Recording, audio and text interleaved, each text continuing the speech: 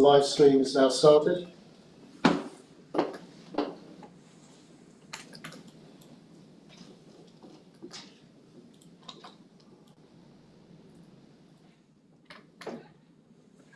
Welcome to this meeting of the Herefordshire Council Audit and Governance Committee being held on Tuesday the 12th of April 2022. For those present in the meeting room, if the fire alarm sounds, please leave the building by the nearest exit and make your way to the fire assembly point in the car park. The agenda papers and other relevant information for this meeting are available for public viewing on the Herefordshire Council website. The Council is streaming this meeting live on the Herefordshire Council YouTube channel and is making a recording. To ensure that the recording quality is maintained, please speak as clearly as possible and keep background noise to a minimum. Please ensure that mobile phones and other devices are turned to silent. Others are permitted to film, photograph and record public meetings, providing it does not disrupt the business of the meeting. If there are any members of the public present who do not wish to be filmed or photographed, please raise your hand now so that any such person filming or photographing may be made aware. Only committee members present in the meeting room may vote. We have a number of people in attendance as virtual participants. Can I request that they use the raise hand function within the system if they wish to contribute and introduce themselves when they are called upon, and also to indicate if they cannot hear us, and we will keep an eye on them to see that they are heard when they are speaking, obviously. That is the preamble. Welcome again, everybody. And I note apologies for absence. Agenda item 1. Councillor Watson cannot be present in person, but is in attendance as a non-voting participant via the virtual meeting platform. I don't think there are any other apologies. Ben, no, thank you. Name substitutes, there are none identified. Declaration of interest. Do members wish to declare any item, Schedule 1, Schedule 2, or other interests in any agenda item? No? Good, thank you.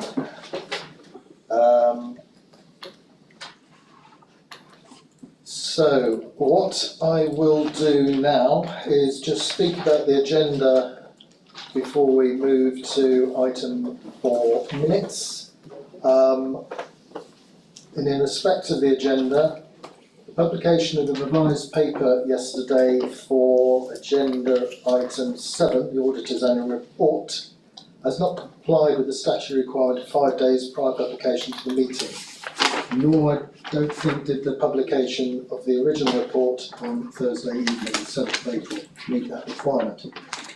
Consequently, I refer to clause 4.1.32 of the Constitution and ask that this item is deferred to the next Audit and Governance meeting in May to enable full debate and the receipt of any public and councillor questions after full consideration of the published paper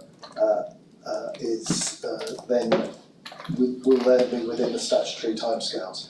And because that's a request under 4.1.32, I'm required to put this motion to the vote without debate. So can I ask members of committee who are content to raise their hands? Just to make a point of order, Chairman, yes. I was under the understanding that you were going to have a brief debate on this issue before you deferred it. That had been the initial plan. However, there can't be, because the paper can't be accepted, we can't debate something which isn't tabled. So we do need to wait until the next meeting when we've had the opportunity for questions to be submitted to us, and we've had a full 5 days of opportunity to review the paper before we discuss it. There's nothing, however, to stop you referring to items within that paper, because it is in the public domain, in any questions that you wish to raise under other agenda items. So I'll leave it like that, Chairman, but it concerns me. Can you tell us then who's responsible for this mix-up and these errors? Why weren't these issues spotted and why was there such a delay, etc.? Well, I believe the paper was delivered late. And it is my decision, because the paper was delivered so late, that we have not had the prescribed constitutional opportunity for members of the public and members of council to put questions to us as a committee on the paper, and therefore it is right that the paper be deferred until the next audit governance meeting when they have that opportunity to do so. So what you're saying is being deferred, but the content will be Councillor Matthews, can you use your microphone? I'm sorry, Jeff. Yeah, sorry, Chairman. Can you confirm then that the content of the report will be the same when it comes back to us in Yes. next meeting? I can confirm that the content of the report is as was published yesterday. Thank you.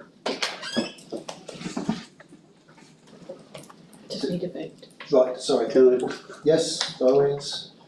apologies, as you appreciate, I've come to this somewhat late in the sense of having been away and come back into it. Can you just assure me that there is no consequence in terms of time of delaying this, and would it be advantageous to hold another meeting prior to May in order to get this dealt with in a timely manner, or is there no urgency in terms of the time? I'll refer to Andrew in terms of statutory requirement. Thank you, Chair. This is a backward-looking report. It's the audit findings from Grant Thornton, so that there is no urgency, as in we have a deadline. We've already had exemption for reporting timetable. Grant Thornton have issued their audit opinion on the main accounts. You saw that at the previous meeting. This is the audit findings report that picks up the value for money using the new template. So it's perfectly acceptable to come to another later meeting. Thank you for that reassurance. Thank you. My understanding is that Grant Thornton will be issuing a further letter of extension to take us to the next meeting. Mr. Roberts has his hand up. Mr. Roberts, please. Thanks, Chair. Apologies to the committee in terms of the timing of the papers. We weren't aware of the 5-day period actually, and we were sort of taking the final stages of finalisation of the report last week with officers. As you'll appreciate, it's a long document. There's a lot of material in it, and there was a lot of discussion with your officers in coming to the agreed report.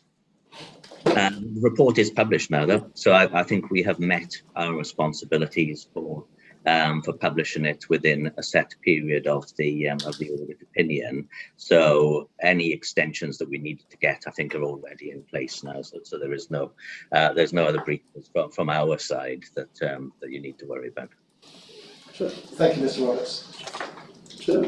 Councillor Gindler. Chair, whilst I totally accept the comment that's been made there is a more fundamental point, and that is the time of preparation of papers being presented to this committee. It's not a question, I accept the point that's made there, but we have made time and again, or I've made certainly, and I know others have, and I've noticed nods around the table, that we all have busy lives, we appreciate that, but we have to have papers in a timely manner. And when you're getting a couple of 100 pages that suddenly drop into your inbox with only a weekend, and I would suggest to some that maybe weekends are designed for relaxation, not in actually embedding yourself into documents of that nature, then I think it's not unreasonable to suggest that we need at least 7 days for us, and I'll include a weekend in that, in being in a kindly manner, having just had a holiday myself for a few days, that we need that time in order to read papers. It cannot be sensible to present us with war and peace, as so often seems to happen in terms of the length of papers, without an adequate time of preparation and reading, especially when there are members, council members here today, who hold down other jobs and are trying to do their best for this council. So I would like this committee to put a very distinct marker down across the whole of council and say there has to be timely presentation. If there is a problem, refer meetings. But we must have proper scrutiny of papers, and that needs time. I think your points, Councillor Chinman, are well made, probably meet the same reflection from every member of the committee. And I hope that my action in using the instrument in the Constitution to defer this paper, is noted by officers that committees shouldn't be given papers at very short notice. We cannot do the very important work we do on behalf of the council and on behalf of the ratepayers of Herefordshire and citizens of Herefordshire if we're given papers in very short time to discuss them at meetings. I still have to ask for this. Votes, please, and I note without debate. Those in favour? Thank you. Right. Okay. The other item on the agenda that I'd like to take indulgence in is to move the corporate risk register agenda item 10 to come then in front of agenda item 8, the internal audit first quarter plan. And the reason for that is we have the chief executive here with us, and I know he's been invited here to answer any questions the committee might want to raise in regards to the corporate risk register and the sort of senior management approach to the corporate risk register. And it would seem opportune to take that item sort of first in the scheme of our meeting. Are members content with that? Thank you.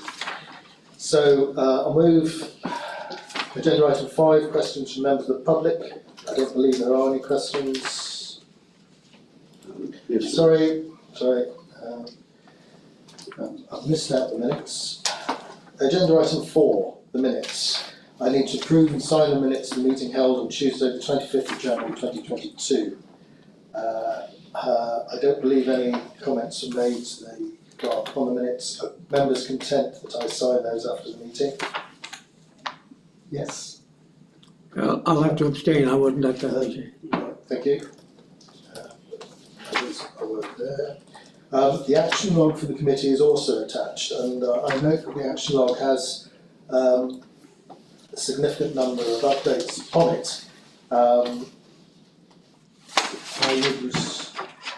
would like to review those updates when we come to our work programme, because I think that might have effect on the work programme, and we have been looking forward to seeing the updates on the action log for a period of a number of meetings. So I'll do that then. Now, agenda item 5, questions from members of the public. No questions from members of the public have been received, nor under agenda item 6, questions from councillors. We've received no questions from councillors. Item number 7 has been deferred into the main meeting. Item number 10 I'm taking at this time. So, item number 10, the corporate risk register. Just to remind members, the purpose of this item is to consider the status of the Council's corporate risk register in order to monitor the effectiveness of the risk management within the performance management framework. Paul Harris, the head of corporate performance, is here to introduce the risk register, and after his presentation I invite the Chief Executive for any comments, and then ask the committee to put forward any questions they have on the paper. Paul. Thank you, Chair. report today is the updated corporate and directorate risk registers to the end of February 2022. I think the format of the report should be quite familiar to the committee now. Since the last report to committee, the corporate risk register has shown a number of changes. We have 3 new corporate risks, which are the risk around Ofsted inspection, which has been escalated by Children's Directorate, the availability of waste vehicles coming from economy and environment, and also an increased risk around delivery of the HCCI programme, which again has been escalated by economy and environment. One risk has been escalated and it's been scored upwards, which is in relation to ash dieback, and that's based on an increased impact and an increased likelihood judgment from the Directorate. 3 risks have reduced since the last report to committee and are no longer on the corporate risk register but remain in service or directorate risk registers. Those being the risk in relation to the High Court cases, a risk in relation to availability of staff to provide waste collection services, and the risk around the MASH service in Children's Directorate. That one's been de-escalated. Obviously the full details of the corporate risk register are found at Appendix A, and again, as per previous quarters, the obvious changes and updates to the risk registers are noted in red. Committee obviously will find directorate risk registers at appendixes or appendices B to E, and there's also a summary of the movements within those directorate risk registers at paragraph 8 in the main report. As I've reported to committee previously, we have worked with SWAP, our auditors, to look at a risk management maturity assessment. That's been a supported self-assessment, working with SWAP, liaising with myself and a number of other senior officers and risk leads within the council. It's been taken as a maturity assessment rather than the full audit, with a recommendation that probably 12 months' time we will undertake a full audit of the risk management processes. New framework, obviously, as we've talked before, was implemented around 18 months ago. I think at this stage, the approach which SWAP have taken provides really useful sort of feedback and a point at which we can kind of make progression from. The assessment itself tells us that the framework itself kind of gives us a fairly good foundation for progression. Whilst we've had some training in the last 12 months, I think I reported previously to committee about 60 officers in the council received risk management training last year. There's definitely an identified need to do a little bit more training, embed risk framework with officers across the organisation. I think the report as well kind of recognises the period of kind of change over the last 12 months for the organisation. So getting that risk framework to land across all those levels obviously needs a little bit more work. In terms of the appendix, I think it'll be Appendix F, won't it? You can see on there it breaks down the individual aspects of the risk management process and provides assessment against each of those SWAP criteria. The report itself was received in March, so we're still kind of working back through that, what that means, how that kind of progresses into an action plan in order to kind of make the developments required. Those developments themselves will have to be built into the risk management plan, the framework that we use, and those changes will be kind of built into our service business planning process. So we will embed them within our service business plan, and we will use that as the basis for holding on to those actions and monitoring them and tracking their progress through the course of the year. And I suppose just one other piece of work to kind of report back to the committee on, obviously previously discussed with yourselves, requirement for probably a system to aid us with risk management. We're very labour intensive, we use spreadsheets, we copy and paste between spreadsheets, so you know, escalation, chasing, it's all quite a manual process. Probably, I think since I last spoke to you, we've identified a number of providers who are capable of delivering that capability, and more recently, I've connected that with the digital strategy with Mark Purvis, who's the Director of Transformation. So, landing that as part of the digital strategy and making better use of the way we can use data in the authority. So I think that system probably lands and gets delivered through that piece of work. Like I say, we've identified a couple of suppliers. So, theoretically, I would be keen to be looking at that within the next 12 months of getting that in and embedded, which will kind of free up quite a bit of capacity in order to further work to embed risk within directorates with individual staff, and to kind of do the checks and balances or I should say more checks and balances, and a little bit more support and challenge as well to directorates. So I think that's it in terms of my intro. Thank you, Chair. Thank you, Paul. I think questions come to mind, but we'll wait if Paul, you'd like to give any comment? Or? Chairman, happy to take your questions and right. take your questions to Paul, and I can pick up my own input after that. Let's open it out for discussion. I was just interested on the risk maturity assessment myself. Jackie, you were on the call. I don't know how much you were involved. This is Jackie Golding, Assistant Director at SWAP. How much you were involved in the risk maturity assessment? It's probably not surprising. It's probably not surprising. Sorry, but we hadn't achieved any risk-enabled assessments. But at least we're not risk naive or risk aware in any of the sectors. I was just wondering more broadly, as I like to compare us as an authority with other authorities, whether similar audits have been taken at other authorities and how we might compare with other authorities in our risk maturity, and whether, Jackie, you had any comment on that. Chair, I can probably... Thank you, Chair. Sorry, Jack. Thank you, Chair. So, yes, I wasn't involved in the particular piece of work. Amy very much led on this particular piece of work. And I know that some of the other partners within SWAP have either requested or are in the process of carrying out a similar piece of work. So I'm happy to let Amy update you on that. Thanks, Jackie. Thanks, Chair. I know that we did a higher level piece of work, a risk maturity survey, and the results were shared with Paul. But I must admit that was on a higher level than this. But Jackie's right.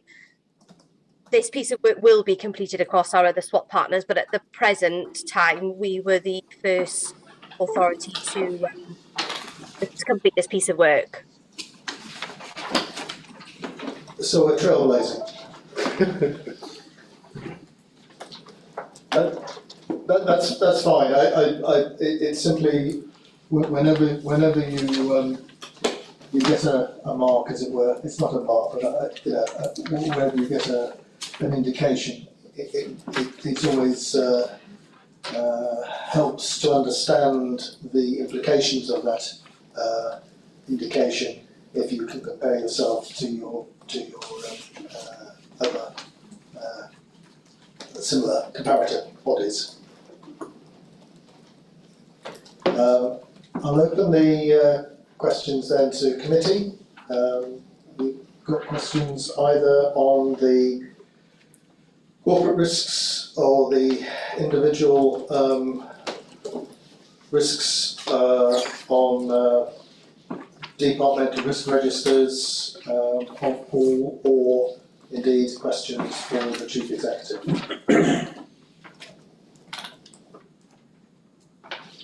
Yeah, Councillor Audit. Thank you, Chair, and thank you, Paul, for the hard work on this again. I just got a couple of queries, really, trying to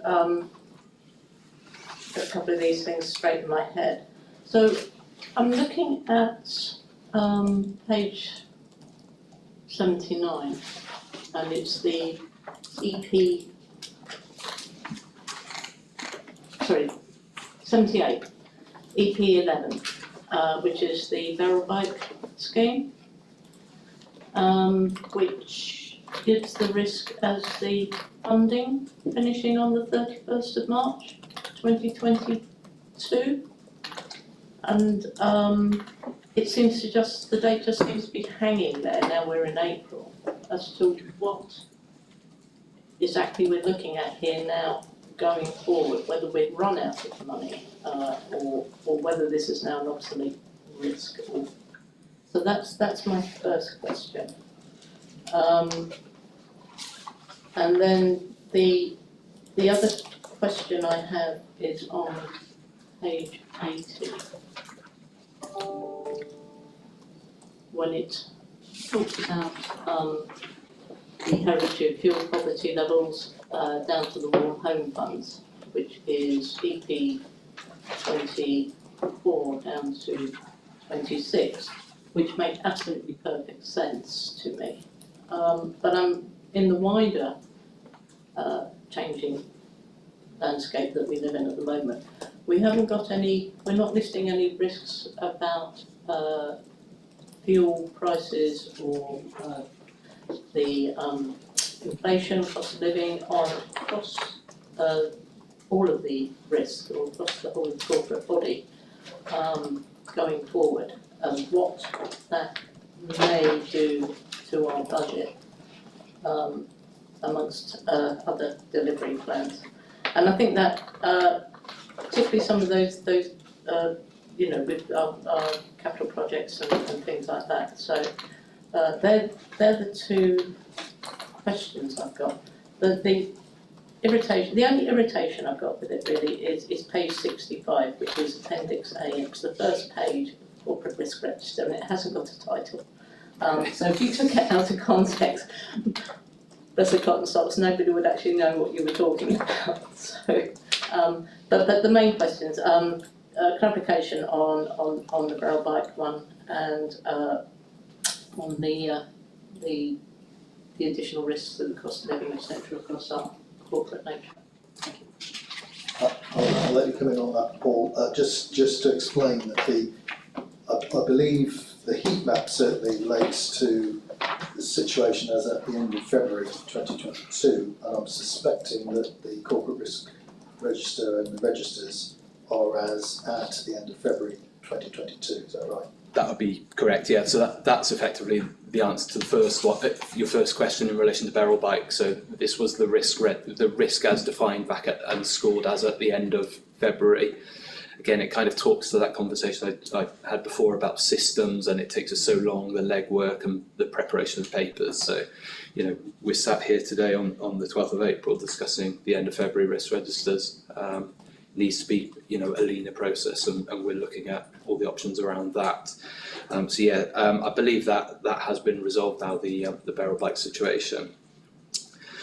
In terms of your second question, which was sort of around sort of fuel increases, cost of living crisis and things.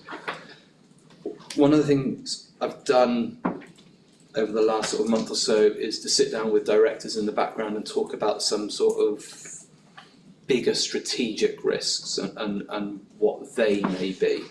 So obviously we have our corporate risks, we know our framework, we wanted to get it more dynamic, see risks coming and going a lot more, and I think we've succeeded that. What I think is there's something about those sort of bigger, longer term risks which don't necessarily sit in any individual part of the organisation, but other collectives. And so, you know, part of a conversation with Andrew Say and the other directors, and in fact that one was one which kind of came up as part of that conversation. What I'm trying to do is to establish how that works in our current framework, where it sits, where it resides. And I want to take that into management board at some stage now in the next few weeks to kind of, you know, test the collective thinking of, or leadership team, corporate leadership team, I should say, sorry. So I want to kind of test that thinking, but yeah, definitely sort of fuel increases and cost of living. And it's recognising the impact that that has on people that are kind of near poverty, just above the poverty levels, how that affects us as a local authority. Is it, you know, we have more people who are subject to our services all of a sudden that weren't necessarily previously. You know, our own costs on our cost base through price of fuel and things like that. So there's some of those risks there which are kind of I'm just working through in the background, and like I say, I want to land with leadership team in the very near future. Thank you. Councillor Watson. Great. Thank you, Chair. I was just going to ask Paul, he did raise about the, and I'm really glad what Paul has just said about the strategic implications, like, you know, as we're experiencing with more higher energy costs and fuel costs, etc. And it does link to the Grant and Thornton's report around strategic partnerships, because I know that we do the self-assessments, but what I would like to see is about identifying somewhere within the risk register where we rely on our strategic partners to deliver activities on behalf of the council or for the council, or in line with the council, and where we rely on them, and where is that feedback loop? You know, how does that feed back into the process? So I thought the points that Grant and Thornton had raised on strategic partnership was actually really good. I think it gives an opportunity for us to review those self-assessments, but actually I would really like to see how they feed into the corporate plan and feed into the directorates. So thanks. So that's really talking about if we're including where corporate risks or departmental risks have an integral component supplied by partnerships, then it will give the opportunity for management to identify those partnerships and their response in terms of the partnerships. I think that's really quite important. Just coming back on Councillor Bartlett's comment, I think CS26, which talks about the risks involved in medium-term financial strategy, might well be influenced, because that actually does talk about budgetary control or inflationary pressures, and certainly for the council, the inflationary pressures, and I suppose inflationary pressures in terms of capital, construction costs, spends costs, revenue costs, wage costs are going to be significant. I just wondered if I could ask Andrew, in terms of risks which have emerged more recently, are there any that you feel perhaps should have been captured in the corporate centre directorate risk register, or at least if not escalated to a corporate risk level, then at least be captured in the risk registers at a lower level? Thank you, Chair. I think, as Paul has mentioned, that these reports are back in February, and that is one of the challenges. We need to ensure that the lead time between them being prepared and agreed and reported to the committee is addressed. I'm not aware of any significant risks that should have been done that. We've done various reassessments of risks in March, and we're doing some in April. So I'm not aware of any that need to be brought to your attention. Thank you for that. We'll perhaps talk about that more in the next meeting. Paul, did you want to comment at all? Yeah, you wanted to come in. So. There's a few things from me, Chairman, and I'm pleased that Paul has the opportunity to come to Audit and Governance and talk through the strategic risk register and the directorate risks. And I think for me, what I've been doing over the last few months is encouraging Paul and supporting Paul going out to have those conversations with directors about, you know, the strategic risks in their own directorates and how they come together for the council as a whole, and getting those conversations started. and the conversations with directors happen with Paul, and then that goes into their own departmental leadership teams in terms of starting to think more and have a focus and have risk at the forefront of our minds.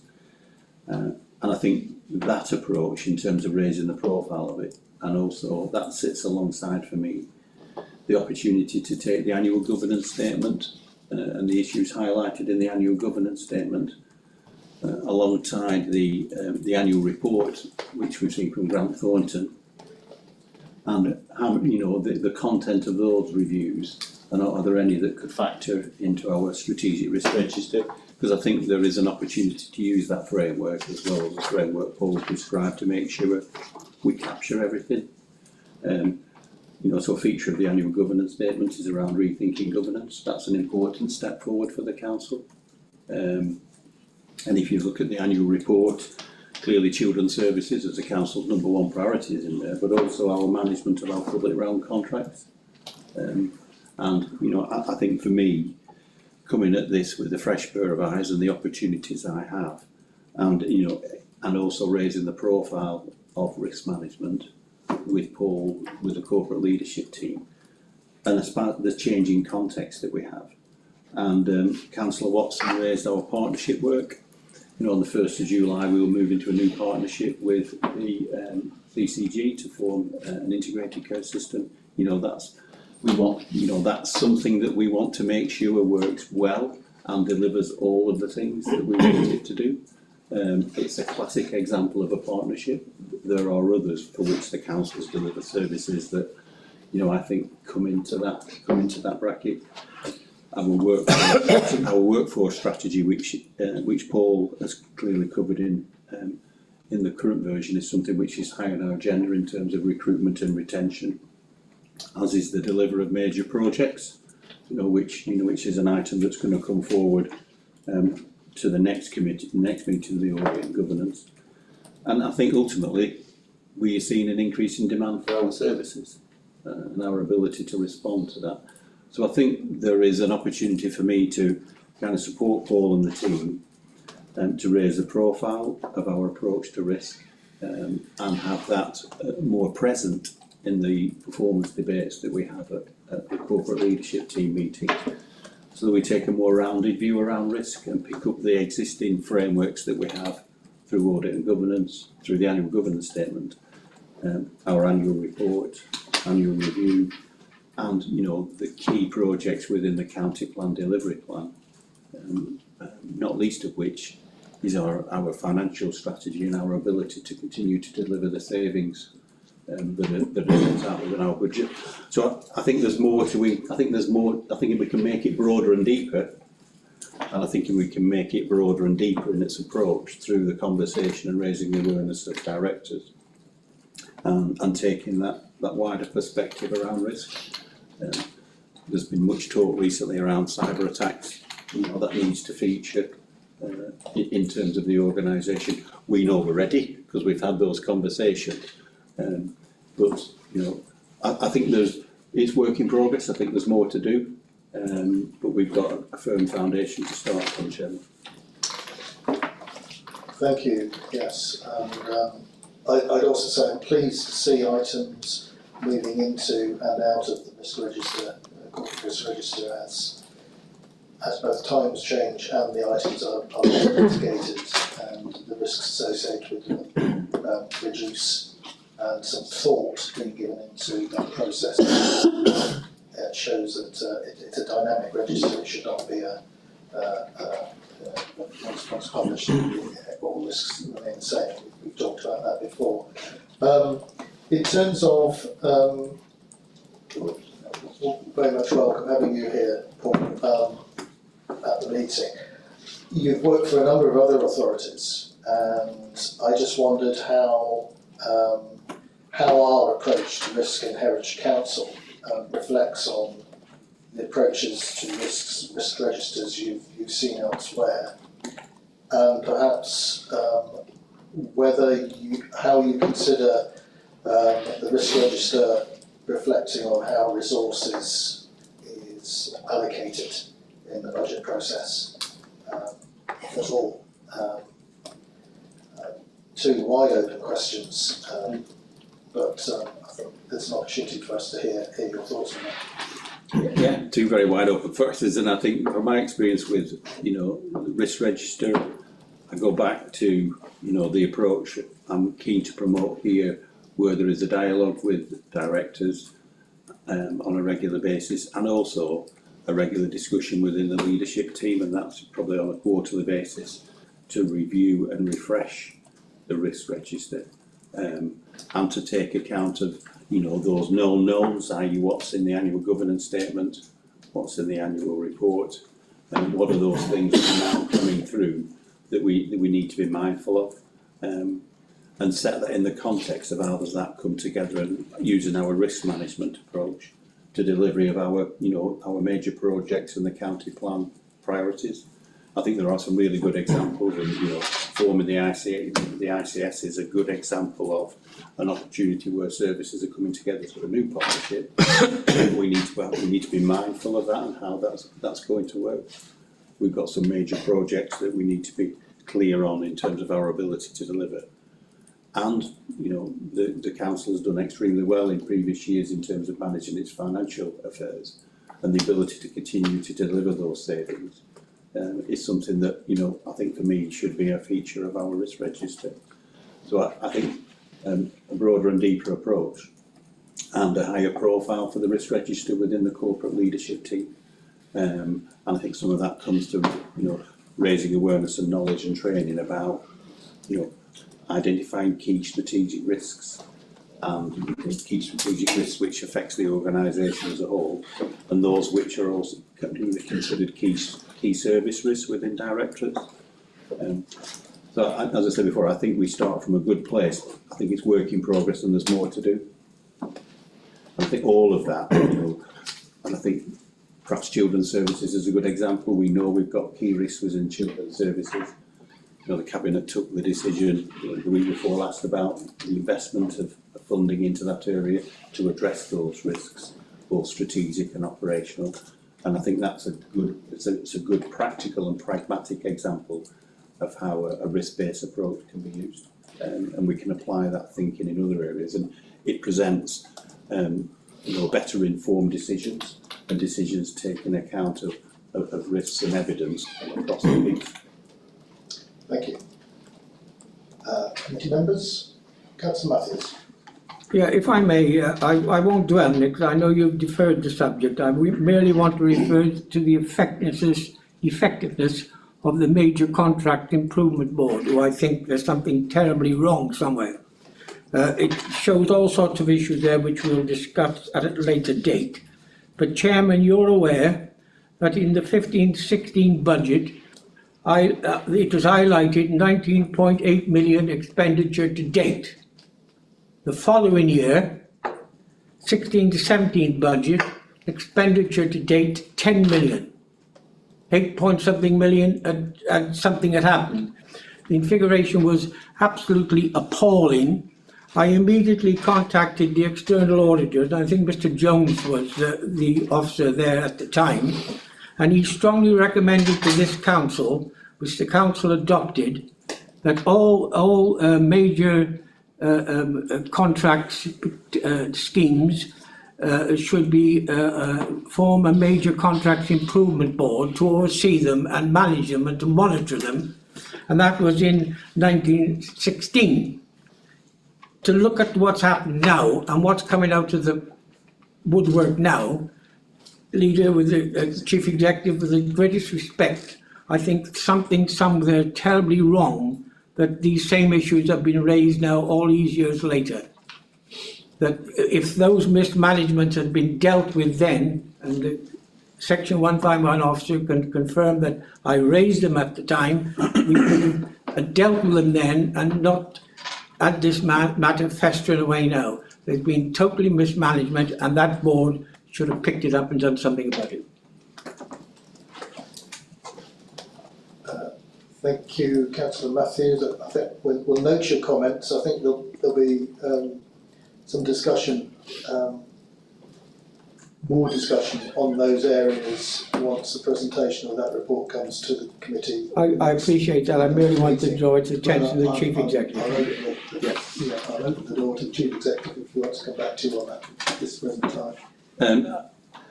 I think the Councillor's quite right in terms of his observations with regards to performance and how things have been done previously. I think the report from the annual report looks back to 2021, and I think we need to recognise that from that time there has been work done and improvements put in place over the last 6 to 9 months, which, to be fair, Andrew was led and ensured that's been put in place to improve the arrangements for the management of those contracts. You'll recall from the previous audit report there was a qualification of the accounts based on the performance of the local authority. So things hadn't got better. Have done in recent time. Yeah, but Chief Executive, in this report, they're now stating they're going to implement an improvement board committee or board. There should have been one since 1916. So why are they saying they're going to form one now? I don't doubt there should have been one from 2016, but there was one put in place in the last few months. And I think the dilemma we've got here is that the report talks about 2021, and there's been a lot, there's been a significant level of activity in the last 9 months, not least of which is introducing that board, which was led and put in place by our Director of Finance. Thank you. My colleague rightly correct me, 1916. 2016. Well, I was getting a bit worried at one stage. You didn't slip a 19 in there, but I thought you just misspoken, Councillor. So. No, it's been going on a while. Councillor Matthews has been with us for a while. Thank you. Councillor Jimmer. Yeah, thank you, Chair. One of the things I always find a little bit of a problem with the risk register, and Paul, I totally take your comment that this is February. I mean, I do understand that. I do understand you're trying to move forward. But it is always somewhat challenging when you're looking at risk registers that are backdated. And I think it is just a matter of putting it on record that clearly we've had the warnings from the Bank of England now that have moved up from December of 6.5% through to 8% inflation as a likely target back in February to 10%. I noticed now in reading up over the weekend. So these have huge impacts on our budgets, and it does.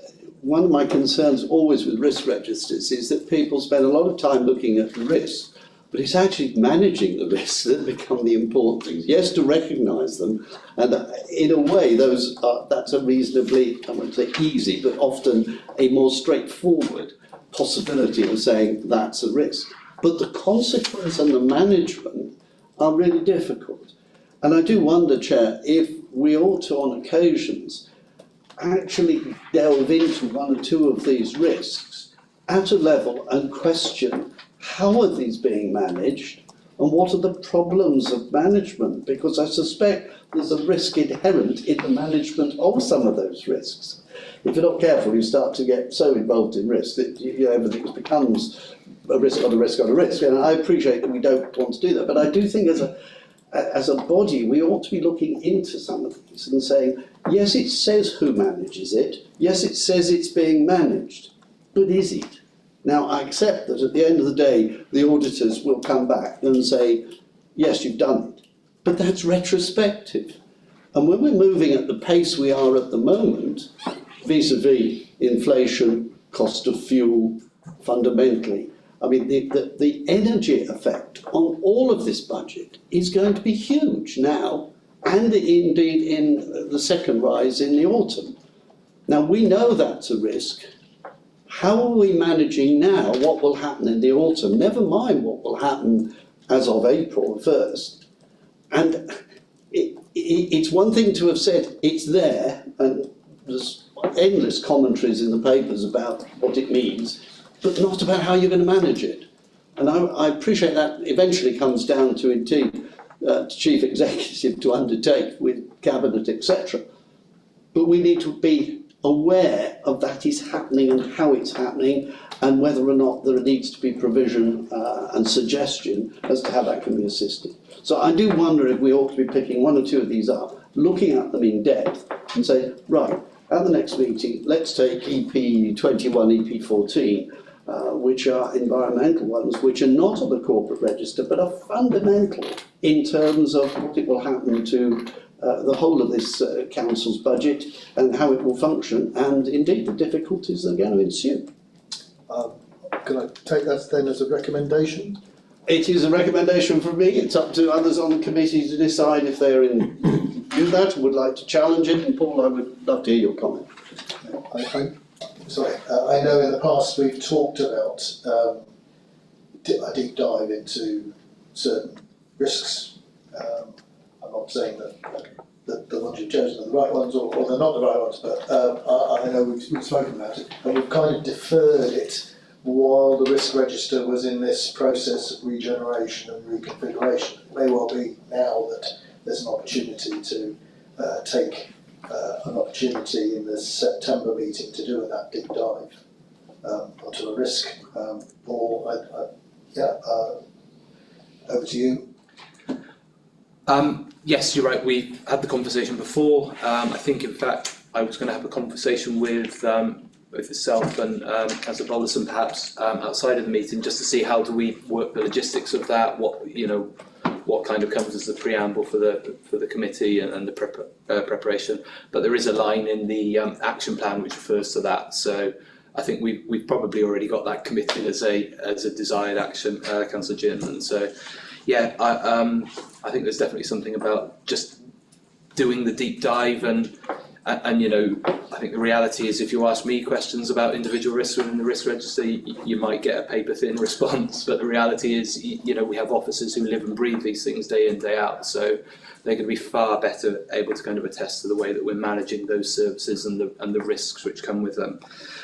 Just a couple of other things in relation to your comments then. Look, I think we still need to nail that kind of smart activities bit. Within our future mitigating activities, I spend a lot of time chasing and going back on risks that I see articulated and the controls and the mitigations going, look, that doesn't sound like a control, that sounds like a future action, whilst that one sounds like you've written that as a future action, but actually you're saying it's in place. So just trying to get people to do that as a first instance, which again talks to that real requirement for kind of support and embedding that and living and breathing kind of the activity to mitigate the risk, and so we can be really clear about what those actions are, who's responsible for them, when they get delivered, and closing them down as well. A system will go so far to kind of getting those better embedded and automated, so it's not down to me or another officer to read it, chase and so on and so forth. So a system will help with that. I do also know that there are other authorities out there who kind of do a lot more of a live talk about risk. So if you've got a system, if you've got a front end like a Power BI or a dashboarding system where people will talk about risks and they will always kind of pick up the latest updates, you would always be able to kind of see the latest update for each individual risk. So it might kind of move us a little bit from that, right, these are the risk registers as at the end of February, but in fact if we sat here talking today, I'd be anticipating that a lot of risks would have been updated to the end of March, say, and it'd be a much more live position. So again, another potential benefit from moving our approach with systems and with data and how we utilise that on the fly a little bit more. If I may come back on that then, thank you. Is it therefore perhaps a recommendation that we take each of these A, B, C, the various directorate risks, and actually at a meeting target one of those and ask for the relevant director of that to come and tell us how that risk is actually being managed? Is that a way in which we could approach this? I mean, it is only a suggestion, and I'm quite happy to work with yourselves, but I do feel we need to understand that being managed is an active process. We're very good at looking backwards, and hindsight is a wonderful thing. But actually having that sense that management is happening is perhaps part of our governance role, as rather more than our audit role in a way, is making sure the processes are fit for purpose. I would hope that that might be something to consider. I think, Chairman, I think some of the strategic risks would be worthy of a conversation in the first instance, if I might suggest. And I think, you know, that those are the big challenges that are faced by the council. And I think some of those would go well to have a conversation about what the risk means, what the mitigation is, how successful it is. To almost try the discussion out in that area. You know, you could say that some of the directorate risk will be covered by cabinet members directly and other reports, but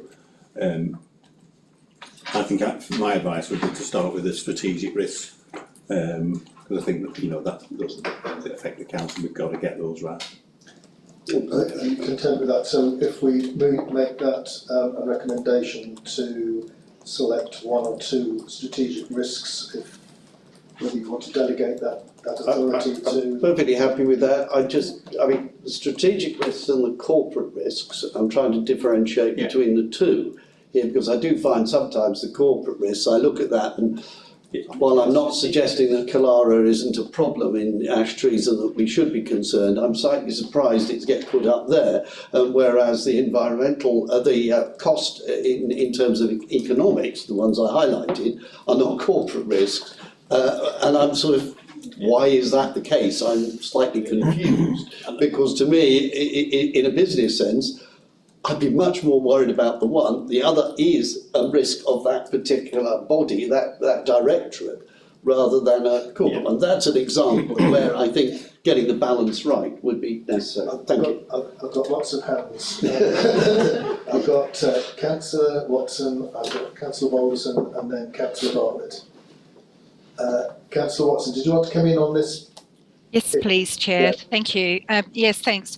And I'm really, you know, not to sound, but I'm very excited to hear Paul Walker and Paul Harris talk about bringing on board the directors. And what I was going to say is that, and I was really glad that Paul mentioned the integrated care service, because I think that's a really good example where it's looking at the risks engaged with that.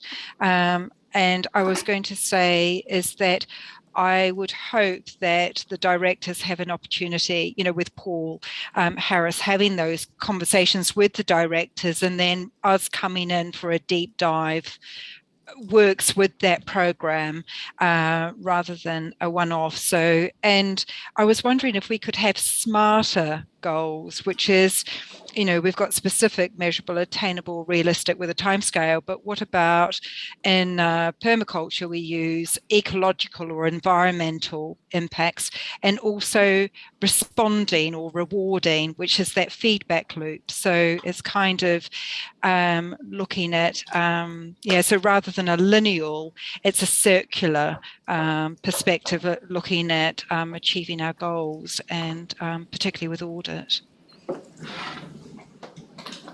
Thank you. Councillor Bolson. Thank you, Chair.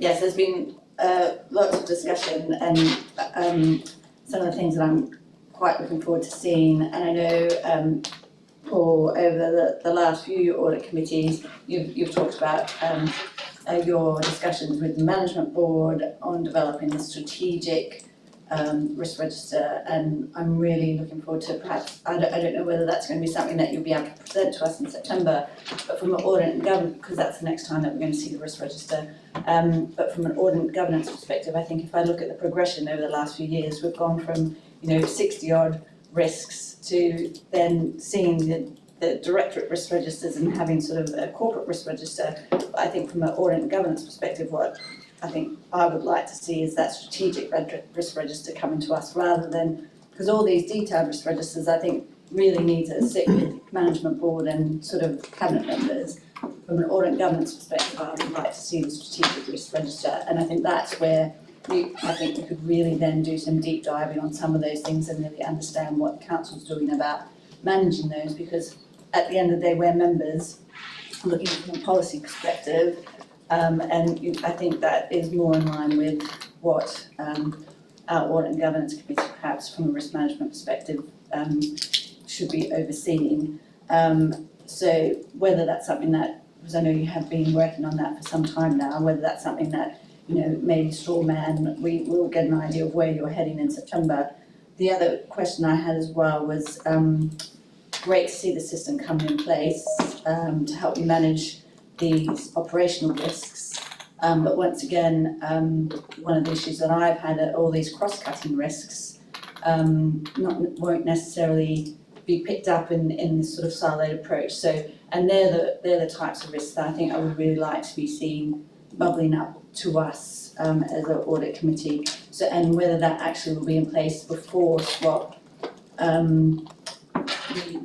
redo their assessment, because I think there is quite a lot of work to do underneath this one-page SWAP report that we've got, and it's a great line in the sand in terms of where we're at, but there's quite a deal of work to do, so it's just trying to understand where, and maybe this is sort of Chief Exec's comments as well in terms of how quickly and where do you see your reflections on this SWAP report, and sort of what you're expecting your priorities are going to be in the next 6 months. Paul, I don't know whether you wanted to comment on where you might be in September on the strategic or September. Perhaps if it's putting you on the spot now. I mean, I don't know quite where you are in terms of your plans, whether something like that could come as a straw man in September. I can completely see a strategic risk register straw man or a fairly good version of it should be available by September. In terms of systems, I think I would be looking to have, personal opinion would be a system in place, up and running for business planning, ready for next year's business planning. So for me, I would see the ideal opportunity to get risk in before that. But I probably should say that, I'm finishing with the council shortly, so it will be handed over to somebody else to be delivering on that. So. Thank you for your candour. We as a committee, I think, universally we'll miss having you, and we'll very much thank you for all the efforts you've done, starting from a fairly sticky wicket, perhaps we might call it that, into delivering something that's beginning to look, if not test match standard, then at least a decent county ground. Okay. I think Councillor Bartlett, I did come to you for your question, did I? And then got Councillor Matthews. Right. Thank you. I won't go with any cricket scenarios, if that's okay. I'm not quite sure where I got it. We're not really a cricketer, but we are where we are. Where we're going at the moment. I think really a lot of what I wanted to say has just been articulated much better than I could possibly do it by our Admiral Vice Chair. So I just want, in terms of the those strategic risks, and I think that is the way that we need to go. And for me, it does actually fit in well with that, this new risk maturity assessment that we've got. That we're not, that we're not doing this scattered silo-based approach to risk management. So I absolutely would applaud and support that. And I think in terms of looking at these risks as well, one of those things, referencing back to the ash dieback, it's actually catapulted right the way up to the top, possibly a really good indication of where we've not been managing the risk, because this has been around since about 2016. So really 1916. We should have been on top of it by now. So absolutely agree with that. The only other thing I wanted to come back on, Chair, it's not even really a comeback, it's just an additional comment. When you talk about the MTFS as being the possible place to sit that risk around cost of living, etc. You know, CS26, when you look at that package of where we sit, the lowest scoring of our risk within that directorate, it sits with the block that we think is the least risky, which again is possibly a good idea to look at it Which again. possibly relates to the first question I gave to our 151 officer, but Yeah. we'll gloss over that. Councillor Matthews. Yeah, a couple of things, Chairman, very briefly. With these risk issues to either of the polls, do the individual cabinet members ask for monthly, 2 monthly reports on those particular items to make sure that they're being dealt with? If not, Paul, Chief Executive, can you take that up? And secondly, could you tell us, please, who are the members of the Major Contracts Board? Okay. I'll answer the first one, if I may. In terms of the cabinet member briefings, that's where the kind of the risk within the directorates would be discussed, and I'm happy to take that away and make sure that those are happening on a regular and systematic basis that we would all want to see them happening on, and make sure that that's all part of the kind of new awareness and raising understanding of those risks from directors to cabinet members. With regards to the members of the improvement board, you refer to the current version. Andrew is probably better placed to confirm who those members are. Okay, thank you, Chair. And the Cabinet agreed to set up the Major Improvements Board July last year. I can check the dates of that. The Cabinet members who sit on the board are Councillor Davis, Councillor Harvey and Councillor Harrington. Thank you. Yes, because with the risks, unless you've got somebody concentrating in the minds of the directors and say, hang on, look, that's a risk. It's been highlighted by Audit and Governance. It's a concern for the Chief Executive. What are you doing to improve it? Let's have a regular and frequent report to make sure you're addressing the issue. Yeah. And if I may, I think it's something I spoke with the Chair and Vice Chair earlier. I think there's something about having an inquiring mind in all of this. And we're practicing the inquiring mind. And almost the risk register gives you an opportunity to do that. Exactly. Thanks. I think I'll draw discussion on this item to a close. Just one comment, and that is on the addition item CRR 66 Ofsted inspection. I presume that's Ofsted inspection of children's services rather than Ofsted inspection of a school or perhaps we could just make sure that's obvious for members of the public that that's what it's referring to. That would help. Ben, I don't know whether you captured for us some actions and some. Yeah, certainly. Councillor Watson mentioned obviously she's not a voting member, so somebody else can to put it forward. But you're talking about potentially, and your own comments, Chair, about where corporate and departmental risks of an integral component applied by partnerships, consideration be given to identifying those partnerships and the relevant risk entries. Yep. Okay. Thank you. And following on from the conversation as well, the emerging strategic risk register will be presented in September 2022.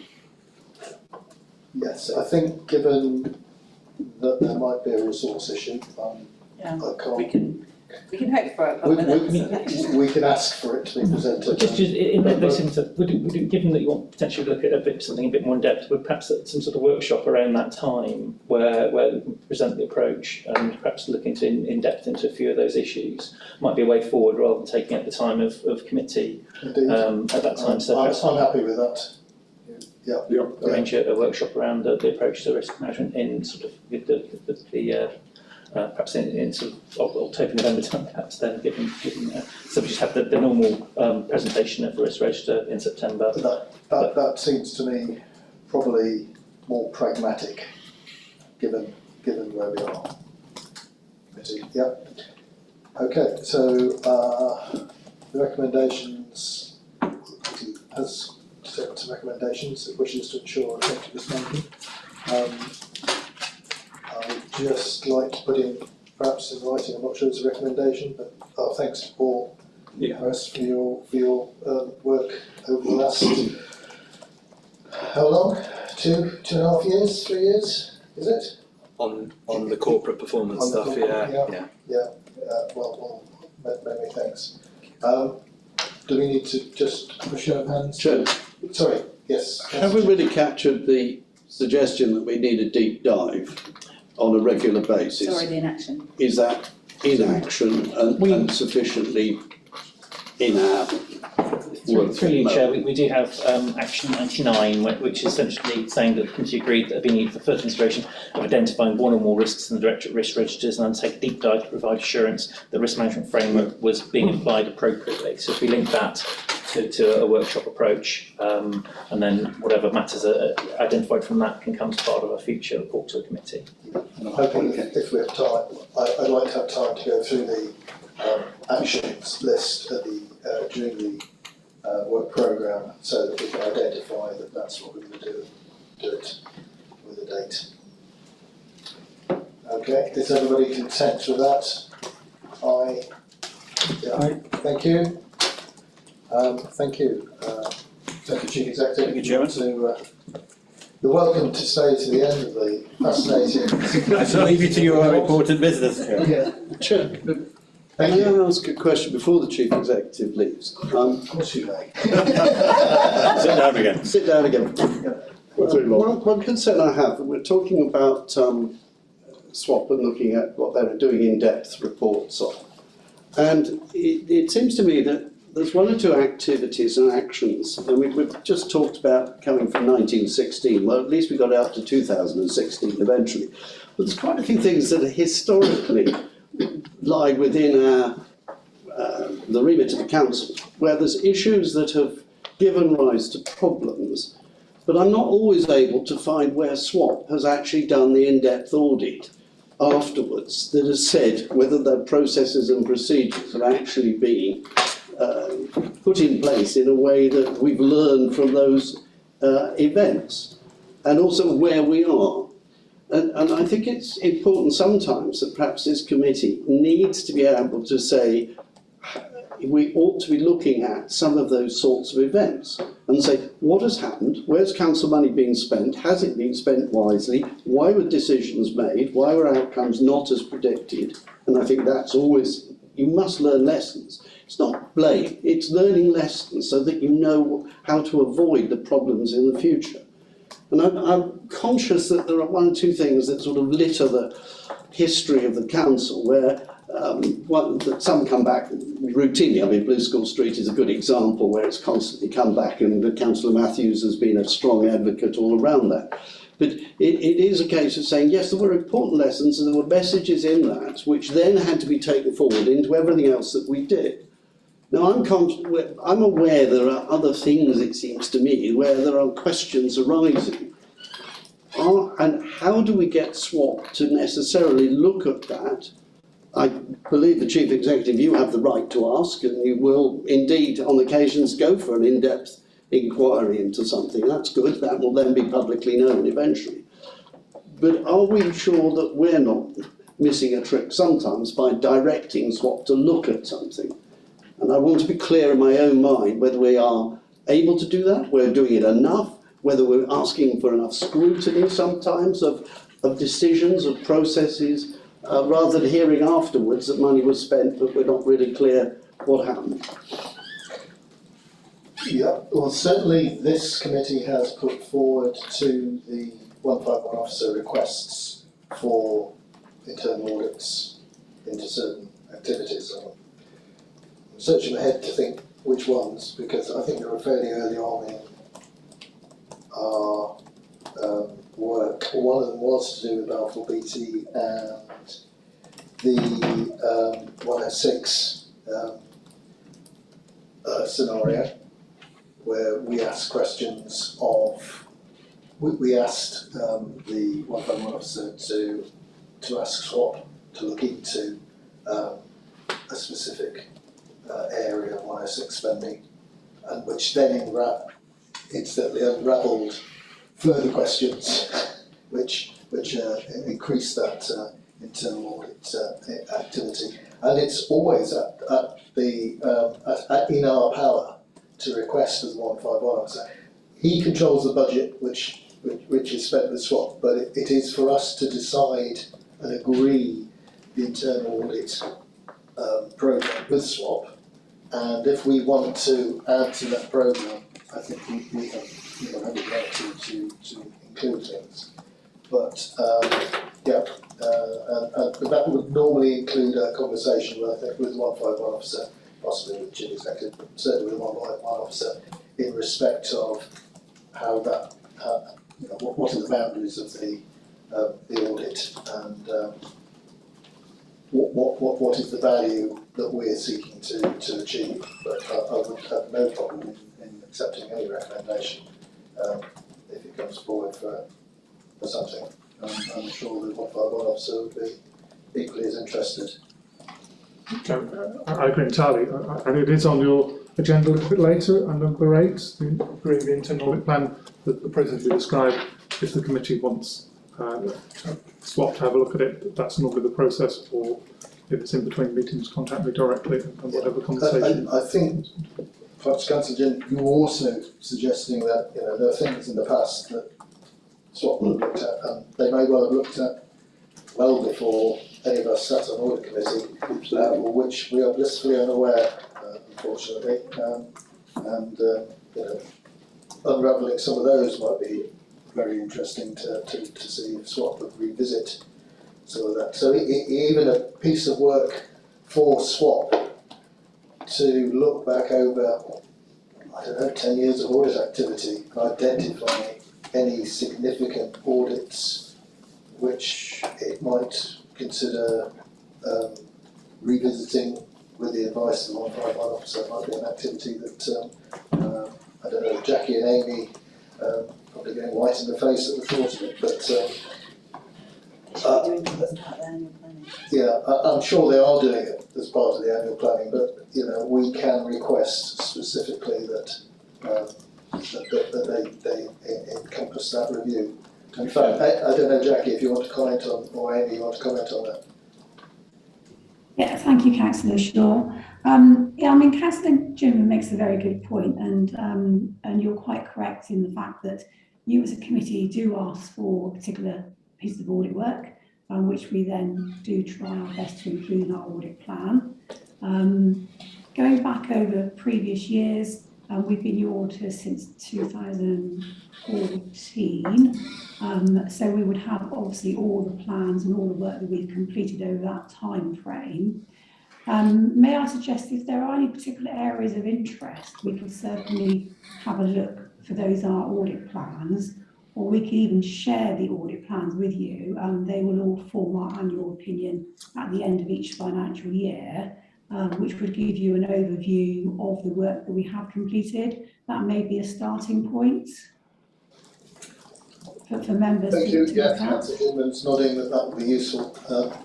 Paul, I think you want to come in. Yeah, I think this is probably a little bit of assurance work, where the audits, the standout audit pieces of work which have been undertaken in the last 5 or 6 years, there's an assurance from SWAP that the recommendations have been revisited and there are no gaps, because I think that's what you're looking for, is assurance that what was done maybe back in time has actually been resolved and addressed. And I think it's a piece of assurance work that things that were done have not been left. And I think perhaps Andrew could talk to Amy about how we provide that separate assurance report for the committee, which is a look back to see that everything that was audited has been actioned and undertaken. Thank you, Chair. Particularly, if I may just come back, I'm very conscious that it seems to be that major projects, always the ones that give us the headaches, the council over the years, and it's those where the greatest expenditure goes. So actually looking at those and saying, what do we get right, what do we get wrong, it is absolutely vital to ensure that you don't make the mistake again. Now, those are always subject, usually, to some form of political decision. That's a separate entity. The political decision, it also has to be informed by what the cost of that decision is going to be and whether it's right or it's wrong. But actually understanding the process and being assured that anything you are seeing as a cost for that is actually assessed in a way that is in keeping and realistic, it seems to be absolutely vital. And I have a little bit of doubt and question some of the processes previously that I would be interested to see SWAP look at and say, yes, those were reasonably derived. The fact that it turned out different was not something that was foreseeable, is very different from saying, actually, your process did not take into account adequately those foreseeable risks. Thank you. Councillor Robertson. Oh, I was just going to comment about the fact that any recommendations that have been raised in any previous audit reports do come back to us on a regular basis, so we can ensure that at least the recommendations have been followed through to implementation. So I just wanted to make that point. Yeah, thank you. Okay. Thank you. Thank you. Thank you. We will let you go now. Okay, thank you. Thank you. Run through. Well, you've got a chance. Thank you. Does anybody want to take a break at this time, or shall I press on? I'll press on. Agenda item 8. We'll take next the internal audit first quarter plan 2022-23 and the internal audit charter. Purpose of this item is to be assured that the level and range of activity within the proposed first quarter internal audit plan is sufficient to provide assurance over the Council's corporate governance arrangements and provides appropriate coverage of key business objectives, associated risks and risk management processes.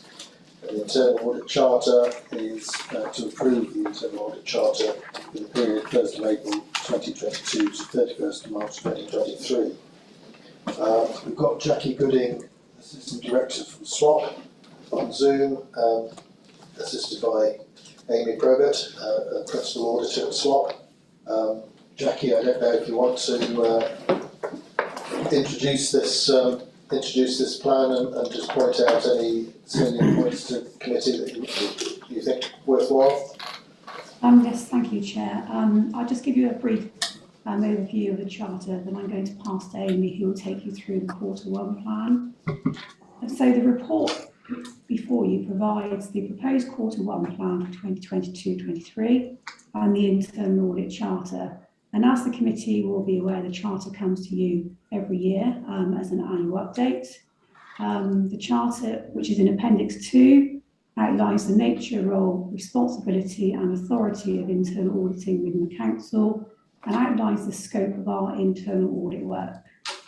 I just wanted to bring your attention to the fact that the charter has been updated this year. It's one very small change to reflect the change from annual to quarterly planning. And this is shown on page 45 of the charter, 45 of your report pack. Nothing really more to say on the charter. As I say, it comes to you every year. I'm now going to hand over to Amy, who will take you through the quarter 1 plan.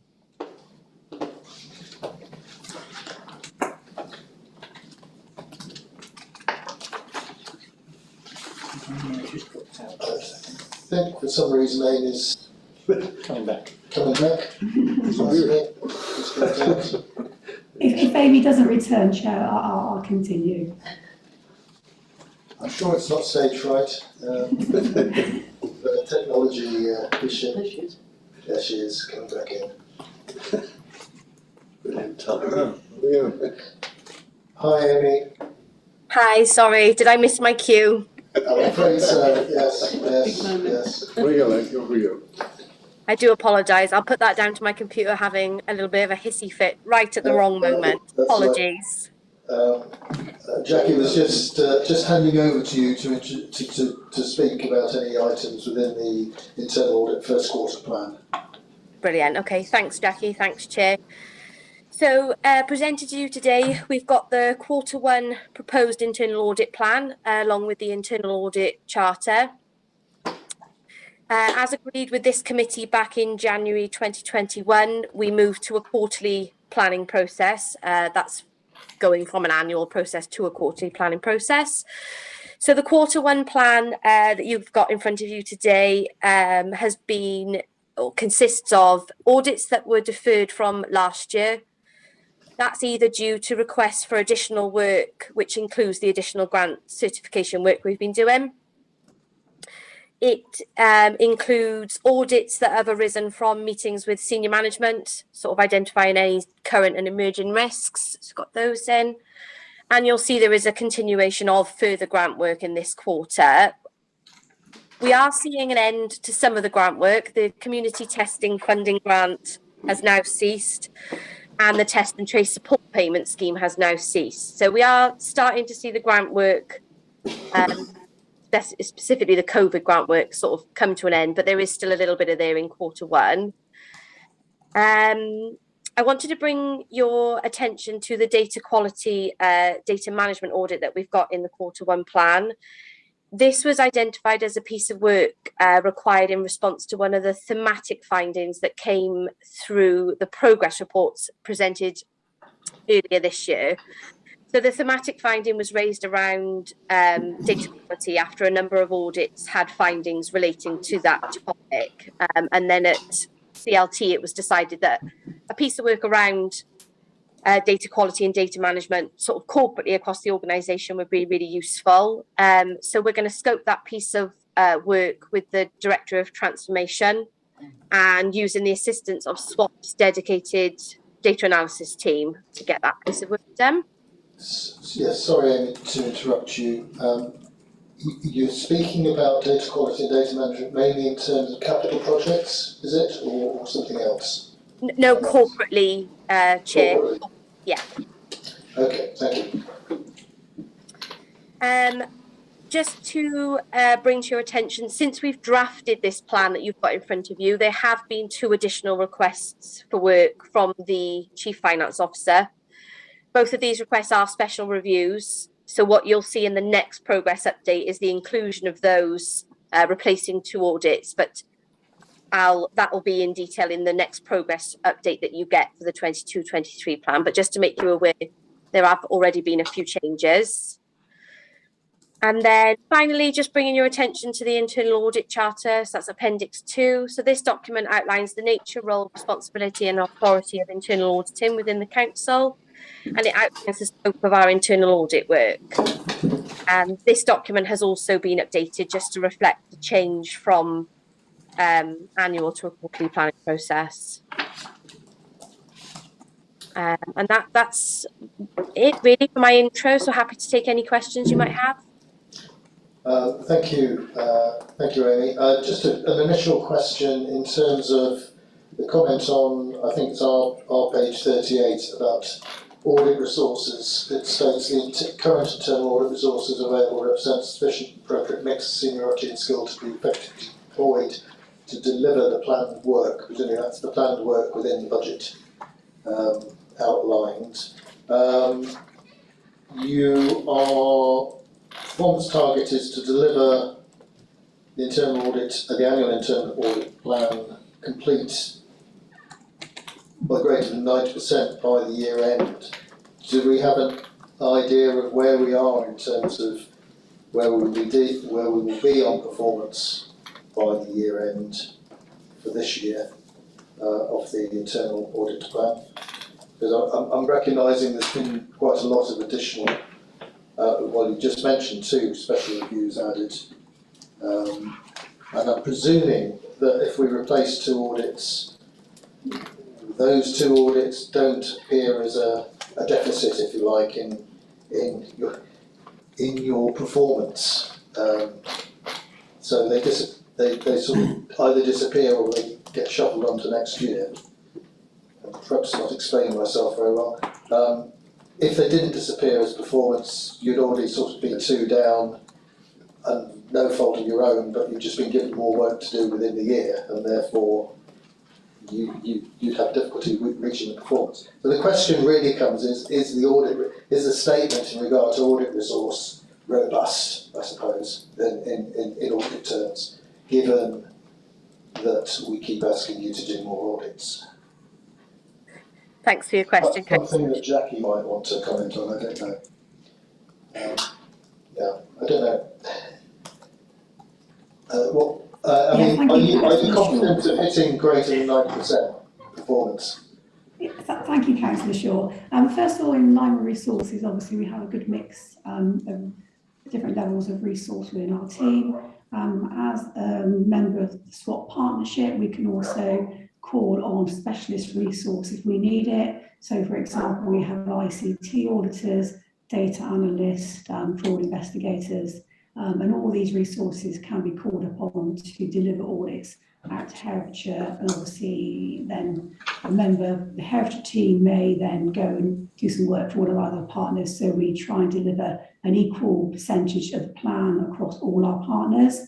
In relation to the plan, we are a little bit behind for last year, primarily due to the additional work, and also we have had some difficulty in getting some audits started. But all the audits for last year are in progress, and a lot of them are near completion of field work. So when we bring your annual opinion, all those audits should be completed, and there will be no impact on delivery of your plan 22-23.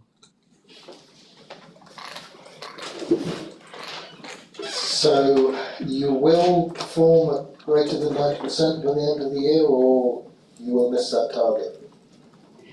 Probably the 90% performance will, I can't tell you exactly without going back to look at the figures, will be met by the end of the year, but there will be some overspill in getting reports to final, getting draft reports moved from draft report to final report.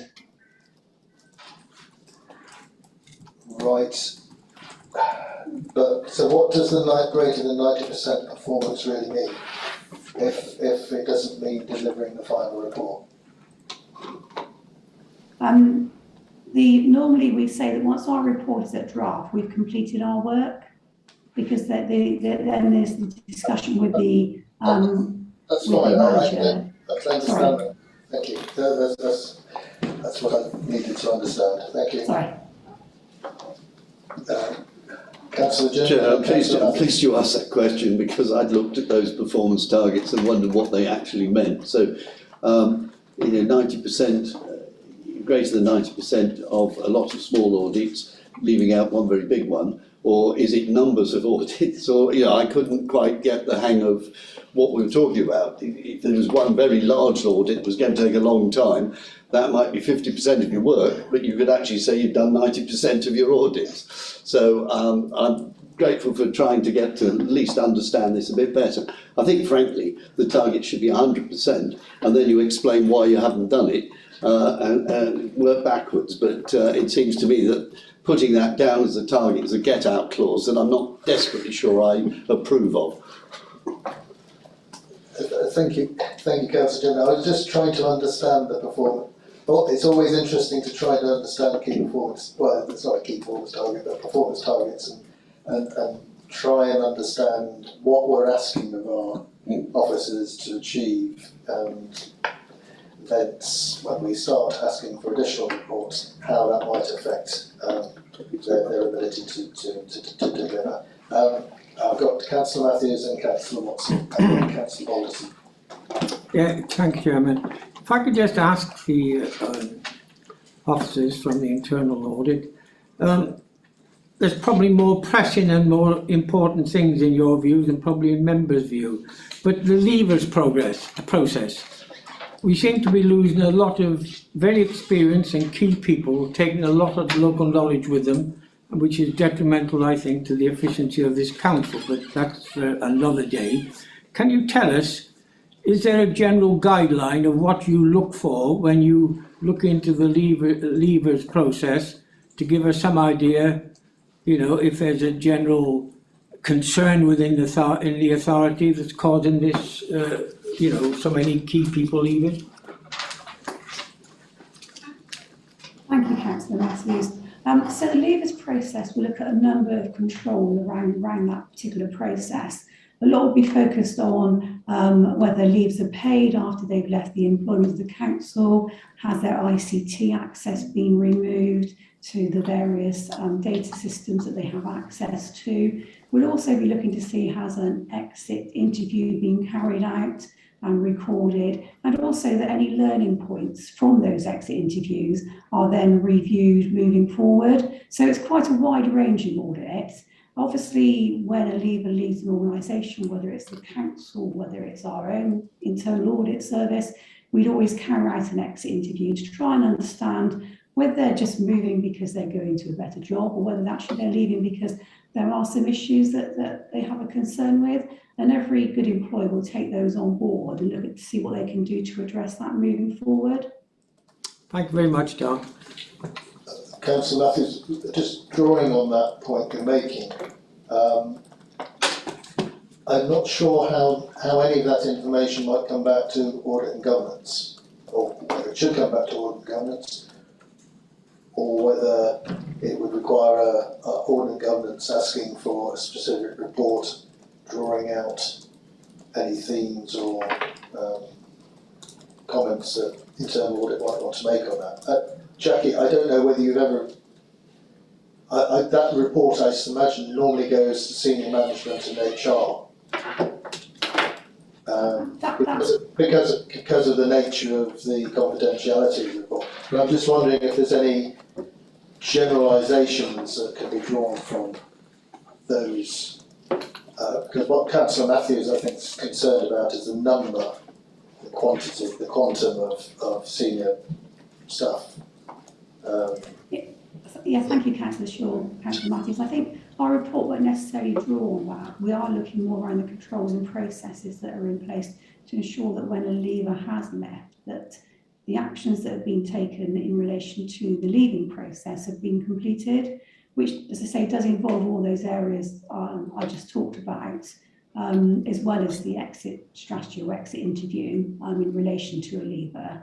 It may be that something that comes up in our review would come back to you because it's priority 2 action. Obviously, if there are no priority 2 actions, the report would not normally come to you in our progress reports, apart from the fact that we've completed the review. So if we've completed the review and there are no priority 2 actions, you can take assurance that the processes are being managed very well within the council. I think what Councillor Martins is also asking about is more of a wider concern across the council, and that may be something that might be better placed discussing with HR rather than part of our audit review. Thank you, yes. Thank you, Chairman. I'll look elsewhere for some answers, thank you. Thanks very much. I've lost Councillor Watson. Thank you, Chair. I'm not quite sure if it's going to be Jackie or Amy who can answer this question, but I noticed on pages 40 and 41 of our report pack that there are 12 not started internal audits, and I was wondering, and I saw that 7 are grant certifications, and the others come from 2 are deferred and 1 from management board, etc. But I also note that 1 is the request of the Chief Finance Officer. How do you prioritise those not started audits? Because I know I've got an interest, as you know, in public health. So, and we've recently had a new director of public health started. So I wonder if those variables actually, you know, get that one going a little bit faster than any of the others. Jackie? Yes, thank you, Councillor Watson. What we would do is we would look at our resources and also look at the availability of the officers who we'll be working with for each of the audits, and then plan out when each audit is going to start. Obviously, if there's a priority piece of work, and as Amy mentioned in her update, we've already had 2 requests for additional pieces of work, which are priority pieces of work. We would obviously deliver those first.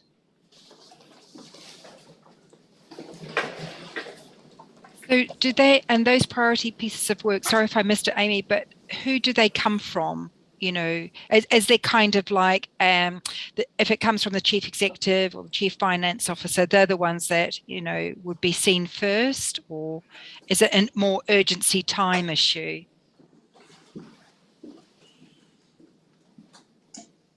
Yeah, thank you, Councillor Watson.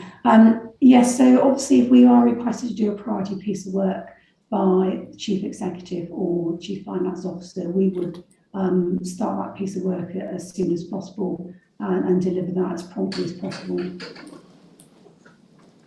Okay, Essentially, those take priority over the normal planned, scheduled pieces of work. Yeah. Councillor Bolton. Thank you, Chair. Yes, I've got, I think I just need a little bit of hold-handing, I think, with this one, because this is the first quarter where we're looking at the plan like this, and I'm very used to seeing a whole year's plan, so that I can sort of see, oh yes, because I acknowledge that Councillor Watson identified that there's 7 out of 12 grant audits, plus the extra one from the Chief Exec, so we're looking at 8 out of 12 that are grant audits, and not sort of looking at, you know, our bread and butter internal audit work. My computer's just died. And I guess I'm used to seeing an annual plan where I can say, oh yes, we've got 8 or so grant audits in this quarter, but I can see that we've got some good coverage on all the other directorates and all the other sort of service areas within the council. So as an audit and governance committee member, I can see that I can, by the end of the year, I should get some good assurance. Only seeing this quarter plan, I'm really struggling with that. So if you could help me along that journey, I would really be grateful. And also last year, identified that you've got a list of audits, but no sort of summary of the scope. And we may not see these audits again if there's no priority to findings. So then I'm not getting an idea of sort of really what each of these audits will be covering. And I think last year you did put in a column for scope, a very high level scope, because I appreciate you need to delve into the details when you start the audit and finalise your audit plan. But so there's a couple of things that the scope, but also if you could help me a little bit with this quarter, this new quarter plan versus the annual plan, and how, as an audit committee, we can be getting that assurance that we're going to be able to get the right coverage by the year end. Yeah, thank you, Councillor Bolton. As you'll be aware, we moved to quarterly planning in the last financial year. So we did bring you a quarter plan throughout the year for each quarter without an annual plan. We do have, outside of the process that comes to yourself as a committee, obviously spreadsheets where we keep a list of audits that we've discussed with officers and with the directors of the various services. So as an example, just to give a very basic example, the key control financial audits are primarily carried out in quarter 3, so they will be on our list to come to you for the quarter 3 plan. And I understand what you're saying is, how do you get your assurance in relation to, are we going to deliver what would normally be in our annual plan? The purpose to move to quarter planning was to pick up more of the emerging risk, and also to be able to bring to you the work that we know that we will need to do in that particular quarter. It is very much populated by grant work. As Amy said in her update, we are hopeful that some of this grant work will start to fall away now that the COVID-19 grants are not so forthcoming from government, and as such there won't be such a requirement for us to sign off each one of the grants. It has been quite a lot of resource for us to do this, but it is a requirement that we do need to deliver on. I guess we could potentially share outside of the committee some of the audits that we've got in the plan for the rest of the year, if that would help with your understanding of what may come forward in the future quarters. Yeah, I'm just not. That might be the answer. I'm not quite sure, because I know Councillor Jimman earlier sort of said, well, how can we influence that or the audit plan? And at the moment, I really struggle to even challenge what we've got in this quarter 1 internal audit plan, because it's, well, I probably don't particularly like it because 3/4 of it is grant work, but I appreciate that, we've done a lot of that, so we do need to get it done. But I'm not in a position to challenge anything on here because I can't see that bigger picture. So, other committee members might be in a different situation, but that's where I'm sitting at the moment with these quarterly plans. I'm particularly the first one of the year, because I don't have that visibility of, you've done a lot of work with your risk assessments and identifying what you've done over the last few years and, what you think you should be doing, but I'm not seeing any of that hard work that you would have put into developing that. So I'm happy for you to suggest how I can best be updated or, informed. But this is my nervousness at the moment as a committee member. Yeah, thank you, Councillor Walls. I do understand that. I think maybe it would be good for us to perhaps at the next update present a list of audits that we have in the plan, like calling an annual plan, because we're not doing annual planning anymore, that potentially would come into the plan throughout the year. Would that be helpful? I think if you call that a forward pipeline of rather audits, than yes. which and you don't have to say it's an annual pipeline. Some of those may not come in for 18 months or even longer, but we would then see the scope of what's sort of coming in the future. And I think committee might then say, oh, we're very interested in this particular one, or we're looking at this whole long pipeline and you've got nothing on, I don't know, a certain area, a certain aspect, and we have a concern that that's being overlooked. It's difficult, and I appreciate Councillor Bolton's comments in terms of it's difficult to challenge this, and it's certainly difficult to challenge doing a grant audit because that's required by the, I'm sure it's required and probably paid for by the Department of the government that's paying, that's delivering the grant. But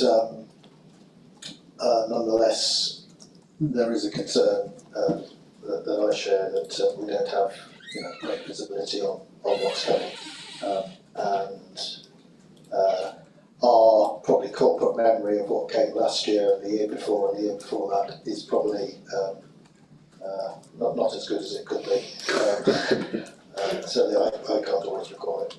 So that would be helpful, and if we could ask you to do that I think would be gratefully received. Any further comments? Councillor Palmer. Thank you. Yes, that does make perfect sense. Coming to this later than you guys, I was looking at page 37, and for part of it, I was thinking, oh, well, maybe that's the list of things that we're doing at some point during the year, rather than it's just been, the scope and the range, whereas the list itself could be something different to that. My question really is, I guess, the grant certification work, as we know, because of the years that we've had, is a big part of the work that you've got to do at the moment. So I'm wondering, for me, to try and understand, are these things specifically time sensitive, so they have to be completed in a certain amount of time, or they just need to be completed at some point? And presumably, as they fall off the list, we'll get back to having a portal that looks more like a forward-looking list of things that are coming up. But my second real question is when it says the planned quarter, is that the planned quarter just for starting the audit, or is it anticipated that it's also the quarter where it will be started and completed? Because I'm trying to understand how much of this I'm going to just see for the first time, and then in the next quarter I will be looking at this. Hopefully the grant certification will be finished, and certainly if it is time sensitive, it has to be back somewhere else. Then it will be on its way in a timely fashion.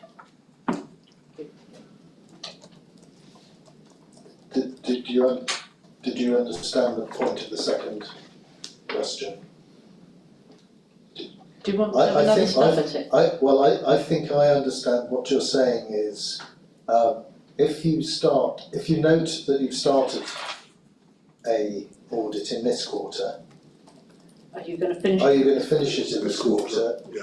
If not, does it appear in the second quarter as an unfinished? And in all those circumstances, we're not seeing any from the last fourth quarter that aren't yet finished in this document, are we?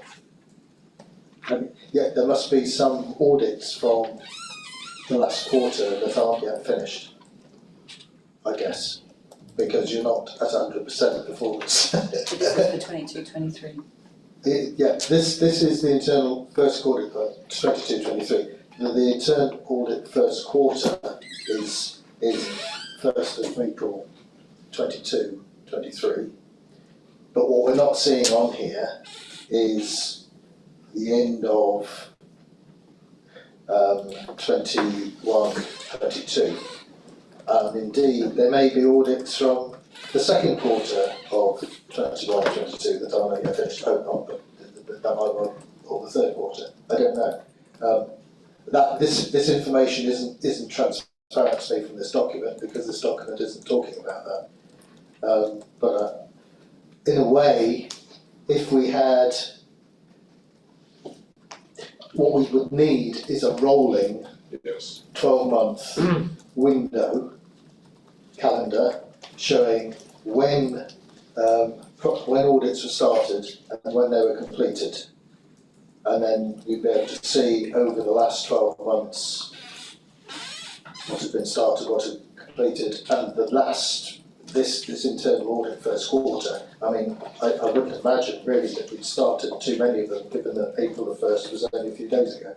But you may be starting some of them early at the end of the last quarter, because the finance management, the financial management accountants are made more than he can do the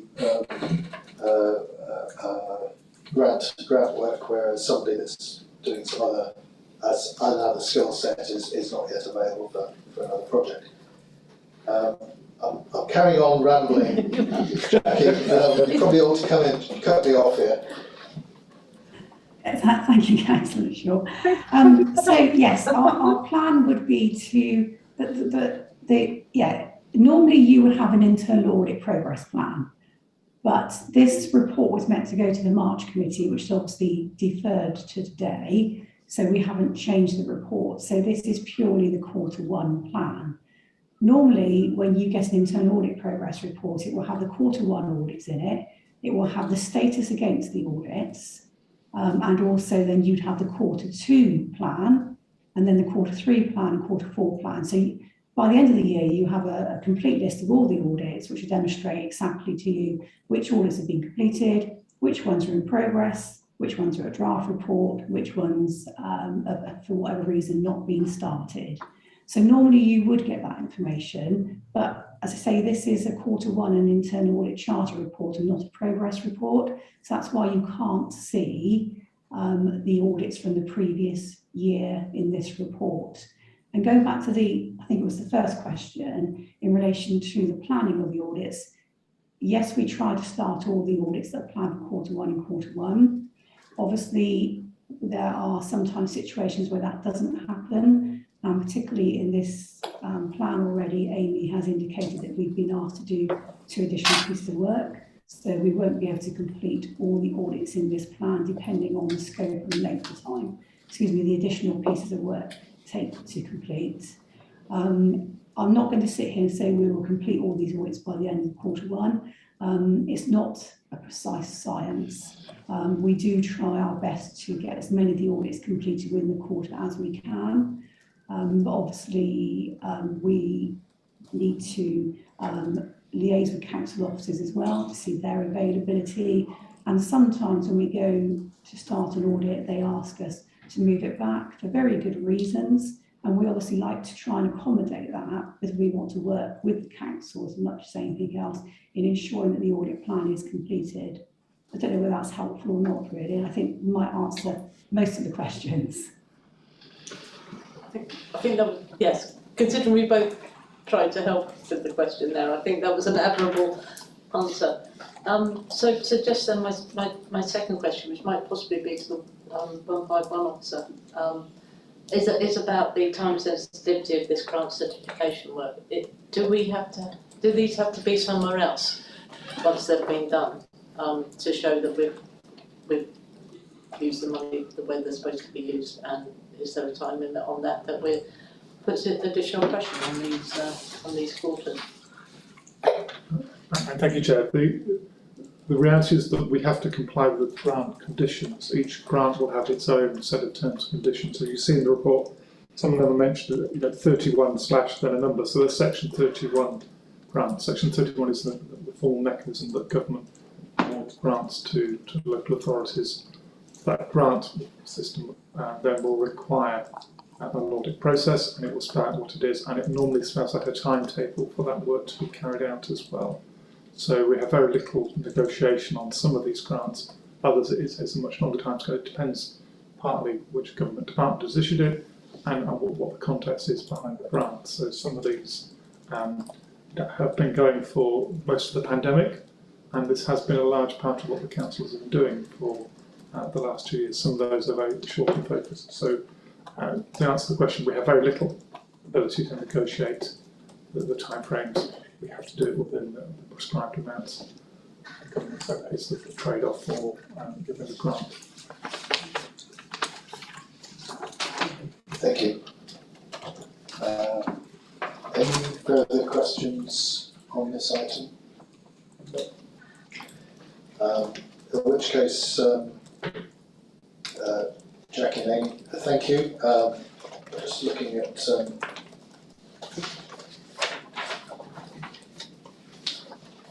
recommendations A and B, the proposed first quarter internal audit plan 2022-23 Appendix 1 has been reviewed. The committee to determine any recommendations which is made regarding the level and range of activity proposed. Were carried out by a satisfactory level of assurance of the Council's corporate governance arrangements. And B, the internal audit charge at Appendix 2 be approved. I think there are other recommendations, but an action, I think, please, Jackie, that there was an action that there I'm was, not quite sure if it should be a recommendation, Chair. Sorry. Right. I'm not quite sure if it should be a recommendation, Chair, because I'm not quite sure if I can give my satisfactory level of assurance over the Council's corporate governance arrangement, because 80% of it is grant work. 3/4 of it is grant work, and I know that is a great deal of work, but we've got all this other work that is going on now, because it's business as usual pretty much now. So I'd probably perhaps prefer it to sit as a recommend. I don't know whether it can sit as a recommendation, because then that would allow me to. So the recommendation C, or however we put it, would be to include a pipeline of future audits as anticipated by the internal audit team. Not necessarily putting any timescale on them, but anticipating it would be the pipeline of approximately 12 months, give or take 6 months of 12 to 18 months of future audit work coming down the line. In no priority order, I suspect, but just a table of anticipated anticipated audits. Would that be something? Yeah, possibly. I mean, But up to committee if committee want more details. It needs a pipeline. It's going to be fluid all the time anyway. We know that. But I agree with Councillor Alderson. we need to have that pipeline there so we can see what's going on. It's going to change and there'll be things going on, but as you said, Chair, leave the dates open and let's know what we're going to be hit with.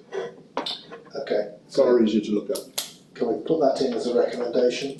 And recommendations, either recommendation C, the pipeline of future audits being included in each weekly audit report. I know that does take away from it being a quarterly, but it does give confidence to the committee then that the range of audit work will encompass and enable us to give our assurance to council. Is that acceptable? Yeah, I think on that point, Chair, as well, because we'll know what's coming then. We are getting, as we said, requests for a couple of additional pieces of work. And then that should also be on the pipeline, so we know if it's holding anything else up or any other issues that we may have. These two pieces of work we've been told about, we don't know where they've come from or whatever. So they're extraordinary ones. But at least then it would, so if something else has slowed down, we'd have a little bit of an inkling as to what's happening. Okay, thank you. Thank you. Right. Do we need to vote? Well, we did show hands. We're all content with those three recommendations and recommendations in the two in the report and the third for the extra information to be provided in the next weekly update. So, agenda item 9, the annual governance statement action plan update. Purpose of this, based on the final version of the annual governance statement agreed in September 2021, an action plan has been formed based on continuous improvement requirements. This report provides a review of the actions as of the end of March 2022. The action plan attached to Appendix A, agenda page 51, shows the tracked changes since the last update received by the committee on the 25th of January 2022. And Andrew, I gather you're the presenting officer for this. Our recommendations are the updated actions I've noted, but do you want to draw our attention to any issues, or do you want to just take questions? Chair, I'm very happy to take questions. I think one of the things, and we'll pick up when we get onto your work plan, the next iteration is due back to your May meeting, but I suspect we may want to push that back to the June meeting, given that at the May meeting you want to discuss the audit plan of Grant Thornton, which may have an impact on the AGS going forward. So just to flag that in the paper it talks about coming back to your May meeting, I think we need to amend that to the June meeting. But I'm happy to take questions. Thank you. Any questions on the annual government statement action plan? Councillor Balderson. Very sorry. Yes, I do have a couple of questions. I think it's more clarity. I've got 4, so if we can maybe just go through them one by one. Action 2, implement rethinking governance, recommended changes to the constitution and oversee operational procedures. So we've got that marked as complete. So is that because we're expecting it to be complete by the end of the year, or are we marking it complete as of the end of March? Because I would see that there's a number of operational changes that yet need to be made, so it should be part complete, not complete.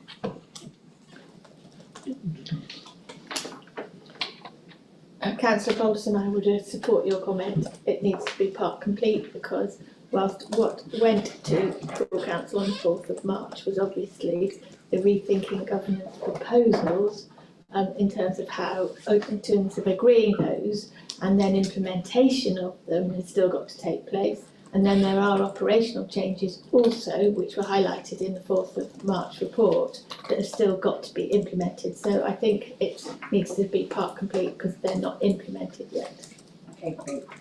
So we just need to make that change. Action 3.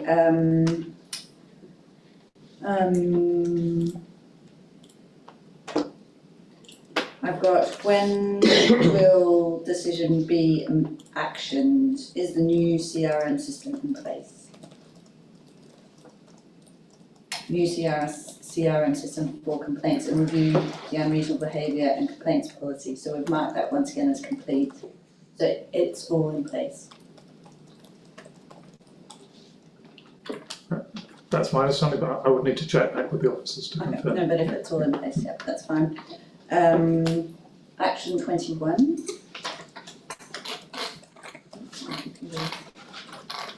Not working.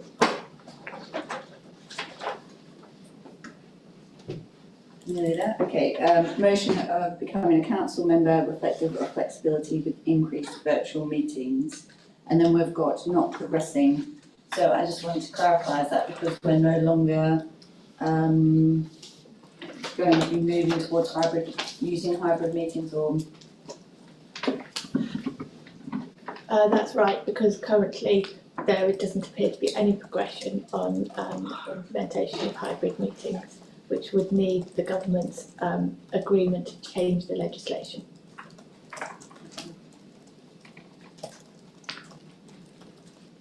One more. Action 33, I believe, this was my question.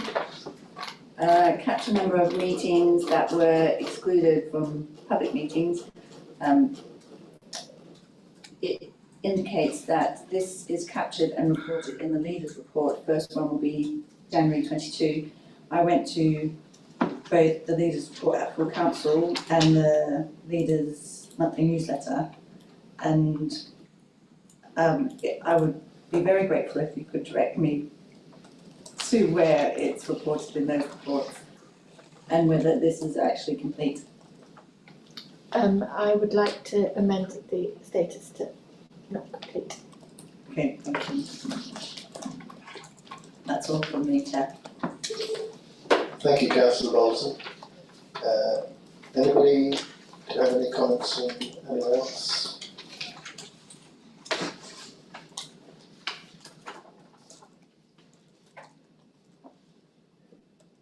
In terms of actions yet outstanding, we clearly don't have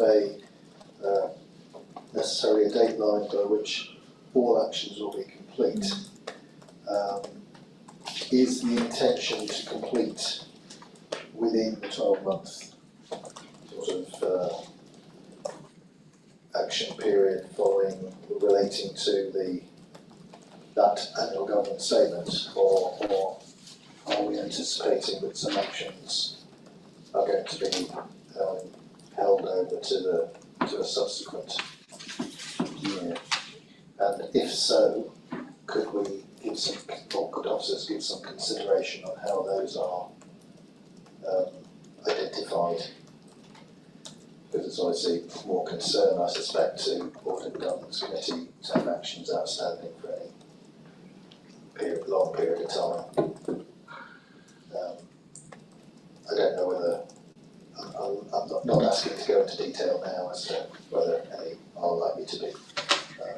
There may be all sorts of reasons why they are, statutory or resource or many other things. But I, like everybody in the room, I hate action points which sort of become exist through millennia, if you like. I'm not suggesting that these will, but it's nice to close them out and move on to what will soon be a new set of action points, I suspect, from the or actions to be added from the a new annual government statement. In which case, I think I'll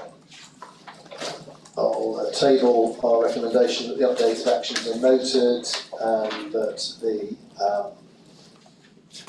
amendments will be made as noted. Thank you. Everybody content with that? Yep. Thank you.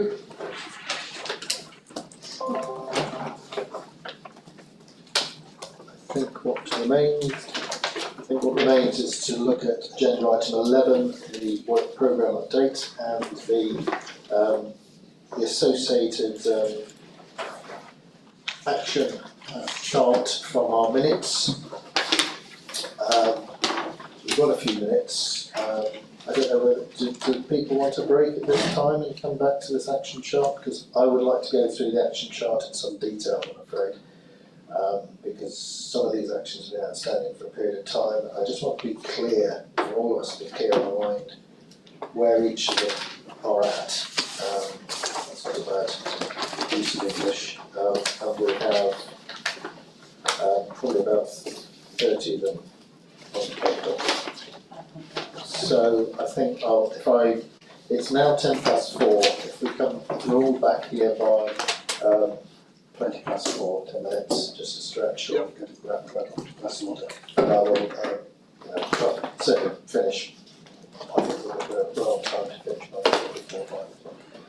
Just in time to catch the train. Thank you. We are resuming the Audit and Governance meeting with an examination of the work programme update and the actions from the minutes, completed actions and actions outstanding. I'm just going to, for the purposes of the committee, I'm just going to go through these actions one by one very quickly, and if persons want to, committee members want to raise a query, we can stop at anyone. Action number 89 is reported as complete. Action 91, due date now the 31st of May. This is consider how corporate centre will look at the aggregation of similar risks in or across directorates. I think that perhaps now needs to read September based on our discussions earlier with Paul Harris. That date might well need amending, unless Mr. Harris is going to complete it before he moves on to pastures new, which might well be the case, I don't know.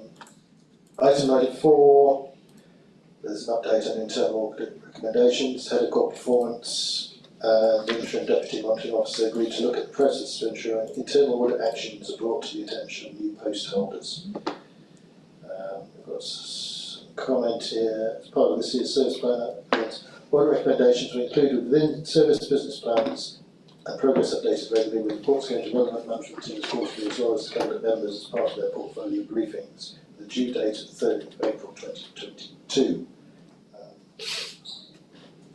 I've no reason to doubt that date won't be achieved if that's the case.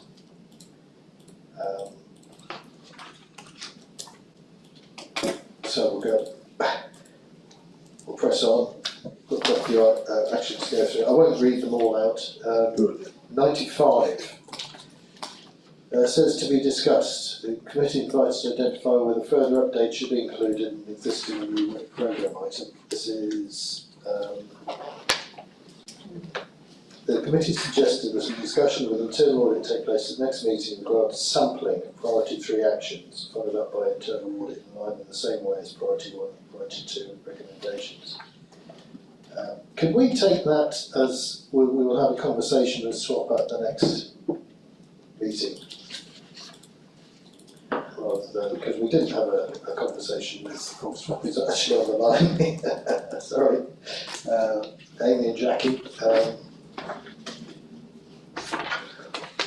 Progress update says that Swap advised internal audit follow-up, significant findings priority 1 and 2. Priority 3 are through self-assessment from officers. The Council provides a report every 6 months of progress against all actions, which includes priority 3 actions. The committee is invited to identify whether a further update should be included in an existing or new work programme item to be discussed.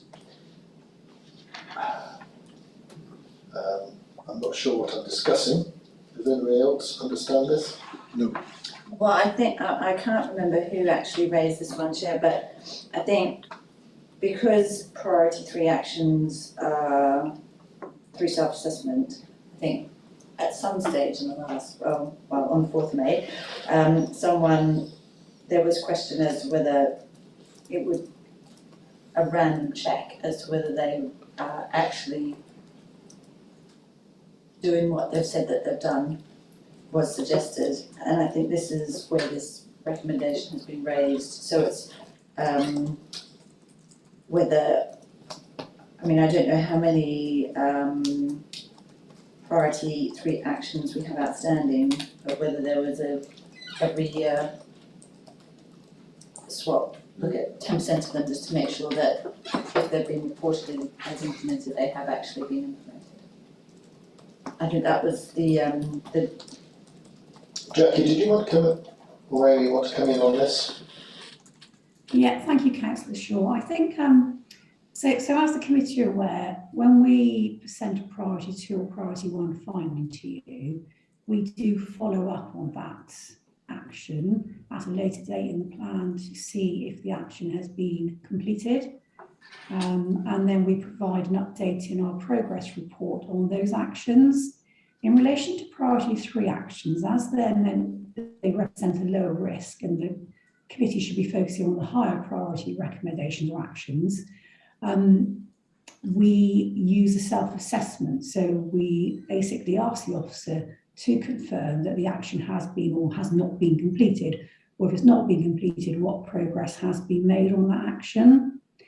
You also have a report that comes to you on I think it's every 6 months, where the head of corporate performance provides an update on all actions, whether they're priority 1, 2 or 3, and gives you an overview of actions that are outstanding and have not been completed by their target dates. I think the committee were asking, should SWAP or maybe management look at a sample of priority 3 actions and do a walkthrough to ensure those actions have been completed, which is what we do with priority 1 and 2 actions, because those are the priority actions as a committee where your attention should be focused in relation to that those actions really do need to be completed. So if we're to look at priority 3s, obviously there are quite a lot of priority 3 actions. Some of those would probably be a housekeeping or potentially a policy that's not accurately updated or hasn't got their review date. So they are a lower risk to the council. So it's as a committee how you view it really. Councillor Balderson. I'm not quite sure if we've got a new head of performance that's going to start at a particular point. Perhaps that's something that we can maybe see whether it's appropriate to include into their future work programme and then to report back at the next time they produce their 6-monthly report. Because that would probably be the person that would do the audit, I would have thought, because SWAP. Or somebody from their team. Yeah, or someone from their team. Okay.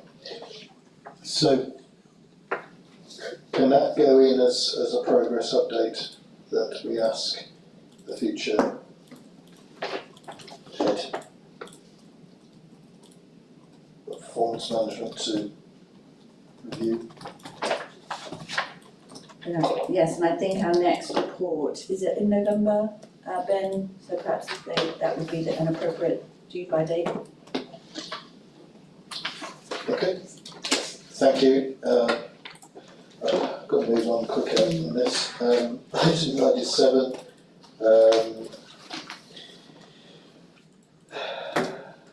That's to be considered as part of rethinking government's work stream, and it's due by the 3rd of May.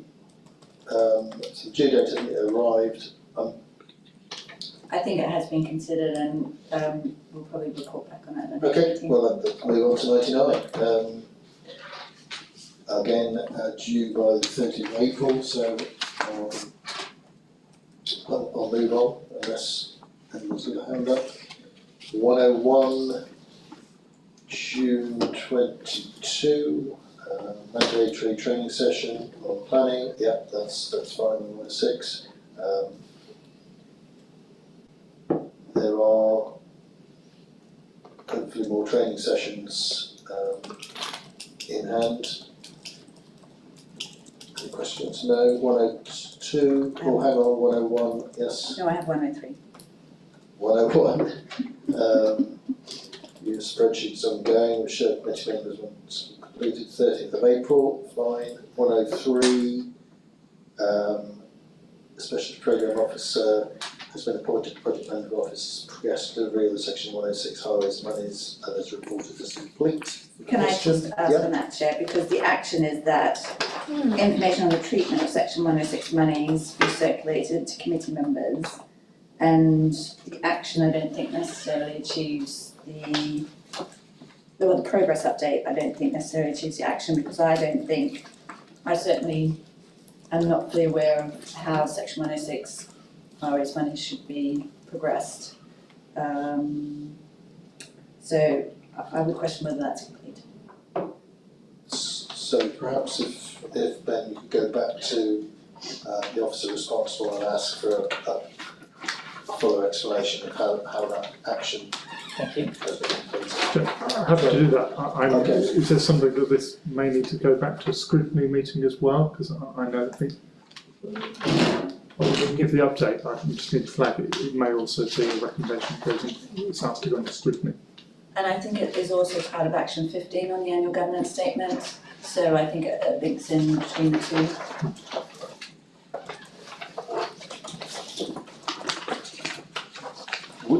We've just identified it's linked to Action 15 in the annual statement, but that's corporate knowledge that isn't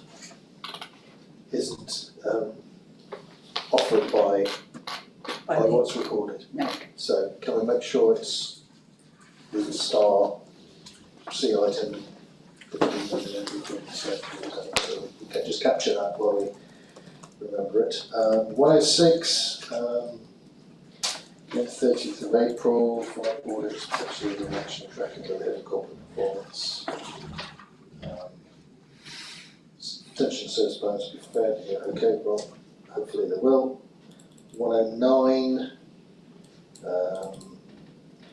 Yeah, well, we're still waiting for this training.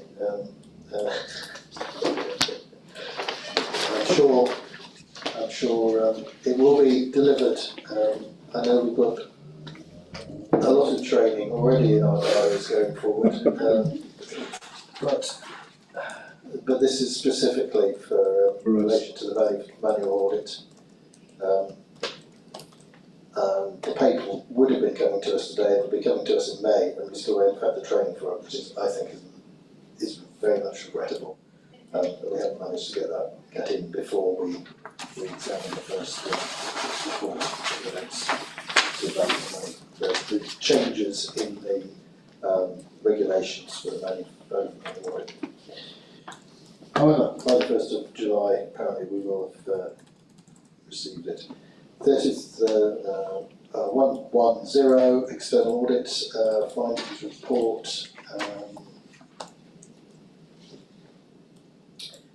The briefing note to be provided to committee members, and that's actioned by the 30th of April from what was to be the end of November.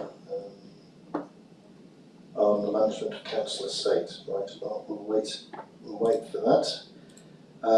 115 is reported as complete.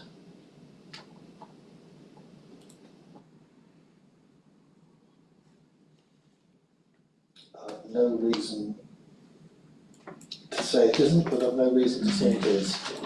Chair, if I may, I've got this is an example, and there's a few further down where we've suggested that something happen, and it will most likely come back to us in a future report. But by marking it as complete, it will fall off our register. So then when we next see that future report, we would have forgotten what we had suggested that should have gone into that report. And I think there's a couple of those further down. And so I'm not quite sure how that can be reflected in the tracking. Can we have instead of just yes and no, can we have pending as well, perhaps, that this remains on the register until you're satisfied that it's been dealt with at the next appropriate report that comes through? Or it's just not complete. I mean, it will feed into the strategic risk sessions, but I guess from an audit perspective, until we've seen it, go through all this evidence that it's gone through, can we mark it up as complete? I think if there's a date assigned to those strategic risk sessions, then there should be a due date there, because obviously they've not been delivered yet. So it can't be marked as complete. Can't be marked as complete. So the argument would be that there should be a date, and I can understand the date may not be written in stone at this time, but even if the date is in there as November 22 or whatever it is, once they've been delivered, we can mark it as complete. Sorry, Councillor Watson, thank you. Yeah, sorry, thank you, Chair. Thank you, Chair. I just wanted to come in on this point because in previous action logs, we've actually had a date in the reported complete, and it's something that I've raised in the past, is that, and picking up on the points that Councillor Balderson's saying, is that, yes, it says yes, but it's saying yes to what? And I think that if it is tabled, we can have a date in that report, that complete. But if it's not, then I just think that it should be a date of when we were made aware of it, if it's coming back to us, or when it's been tabled, or when it's been completed by, and we've got that audit trail. Because if it says yes, what does that yes mean? Thank you. Yeah, well, I think we've kind of agreed on that. Unless the action has been delivered, there can't be a yes that it's reported as complete. And an example would be the one below, where 119, where it says, yes, the report was submitted on the 27th of January. And so I can see that, yes, that should be marked as complete. So 115, it should be marked as complete until they could put in the date that it was fed into the strategic session. Yeah. So thank you for that. We're nearly halfway through. Sorry? 120. Yes, complete. 120 potential tenants being considered. Yes, happened today. 122. Okay, well that's yet to be completed. 125. Sorry, Chair, for 122, should we be putting in potentially September, because that's the next time we see the risk register? That would be good, thank you. 125. The 151-61 report back to committee on who in the council undertakes the carbon audit. I'm sure section 151 officer did report back, because it says he is on the 28th of February 2022, but I don't recall as to who it was. Apologies, that should say that SWAT carry out the carbon audit. Sorry, that's an error. Okay, thank you. So that's complete. So then we should see that in the pipeline of audits that they will present next meeting, is that correct? We should do. If that's the case. Yeah. Well, Sorry, Chair, can I just interrupt? Absolutely. So, which audits are we meant to be carrying out? A carbon audit. Right, we don't do the carbon audits. We may do a review around, but it would involve that, but we don't actually carry them out. Okay, well, I'll take you at your word for it. We'll come back to that. It sounds like we've got our wires crossed. Right. So shall we mark this as not complete? to be further. Maybe next meeting. Investigated. Yeah. 126. Let's have a workshop. Constitutional changes. Audit government specific for source matrix.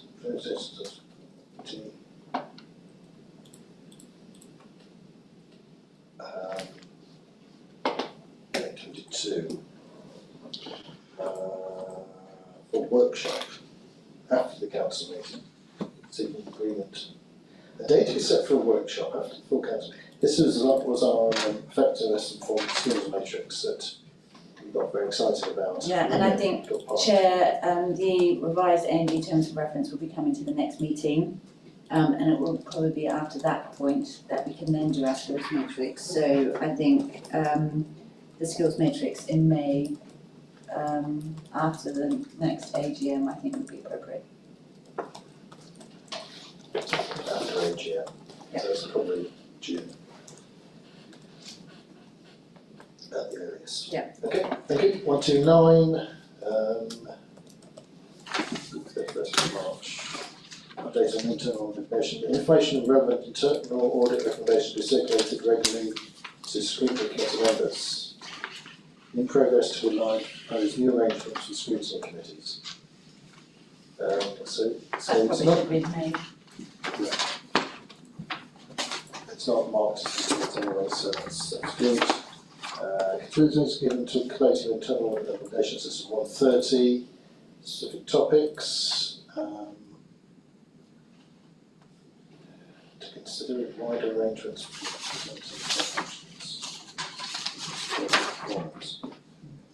collating internal audit recommendations. Oh, Chair, I think this one was in relation to the recommendations.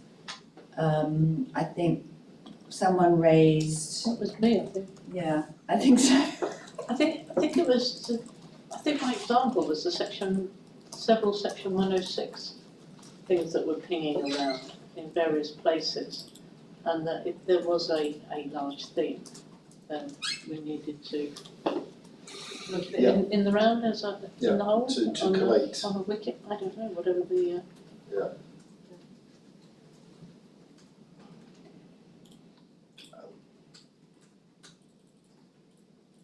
Well, the progress update is that the head of corporate performance is to consider in wider arrangements for presenting swap actions, but I'm not quite sure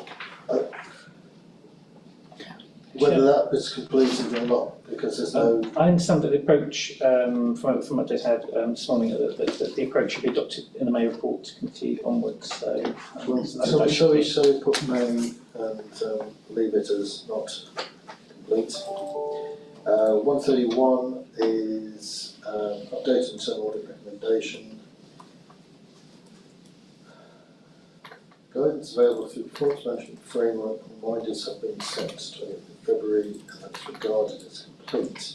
But the action is that action owners be encouraged, to make sponsors smart and provide appropriate updates prior to the due date. So reminders have been sent. If that is the action, then I guess it is complete. And we will move on. 132 suggested removal as it is a duplication of action 91. Action 91 being corporate risk register, obligation of risks. Yep, Happy with that. see that, happy with that, we'll remove that one. 133, corporate risk register again. Request has been made to service areas, review and refresh the wording of risk descriptions where appropriate. I don't know whether you've noticed any reviewing and refreshing of risk descriptions. We'll look out for that. Okay, so that's removed. 134, the document, a link that was sent, yes, I'm happy with that, that's removed. 135.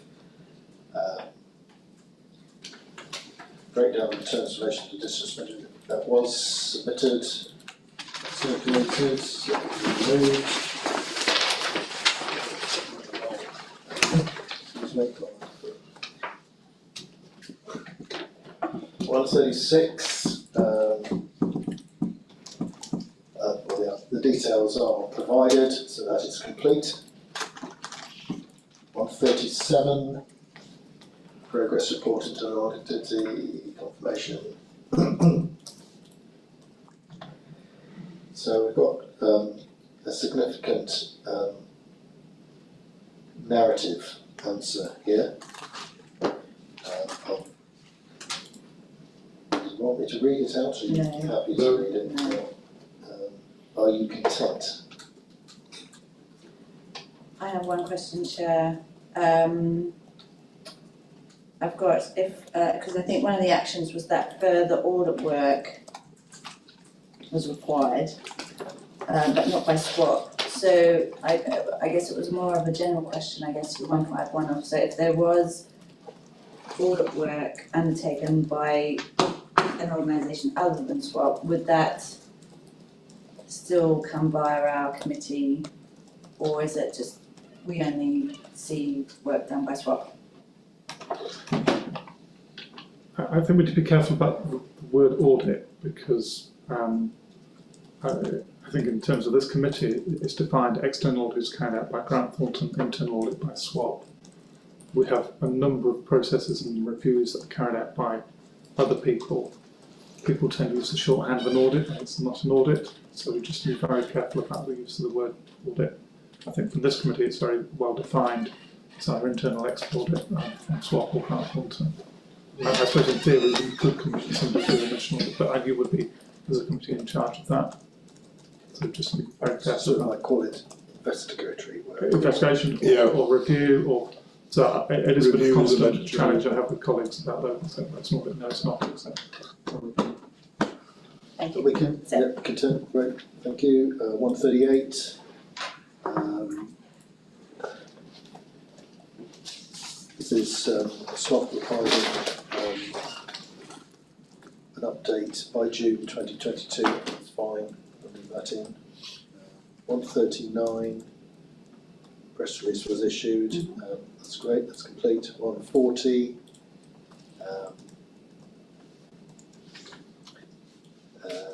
Providing to be provided at the end of the year, 31st of May. That's fine. 141. Sorry, 141 was raised in the board confirmed that then government's statement actions. Well, we've just covered some of those. Projected anticipated dates for completion. And it's been raised from the board, and these are admin-based activities. So I'm happy with that. Actions completed. 142.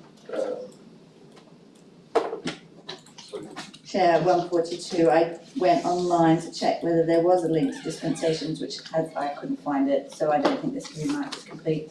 There is a link somewhere to dispensations. So what I'll do is I'll forward that to members. Okay, because I went to the main page. Did you on the council? On the council website, and I couldn't find a link. Okay. So if you could forward it. I'll forward And perhaps forward it to Ben so he could then include it in the. I think I did it actually. On the declarations of interest at meetings link, there's a link to dispensations under section 33 in there. So you'd have to go to the declarations of interest link, but we could put that again. Put that in the table so then we can go on to it to. Absolutely, I'll circulate to you. Yeah, absolutely. Thank you. So we can the market is complete. Once. Subject to me doing that, yes. Okay. 143. Number of complaints referred to police, even if they are included, legislative table pension reports. I think this needs to be not marked as complete until we see the report. Until we see the report, yeah. I agree. Next report, which the September.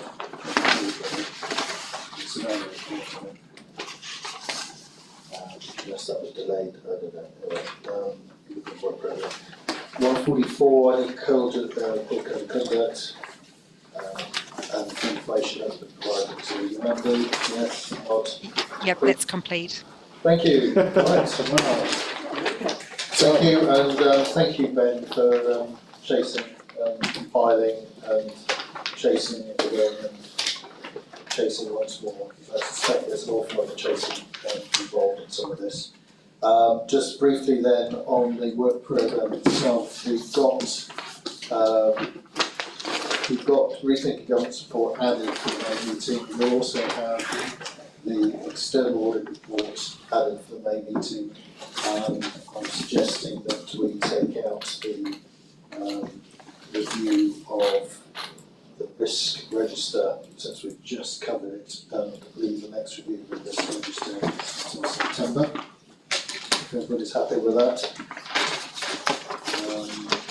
I don't know if there's any other changes. Just what Mr Lovegrove said about potentially the annual government statement coming in June, potentially. The annual government statement, yes. And that's the draft annual government statement coming in June. Yeah, that would give us, we probably need a bit more time in the meeting anyway, so let's say we'll have the draft statement in June.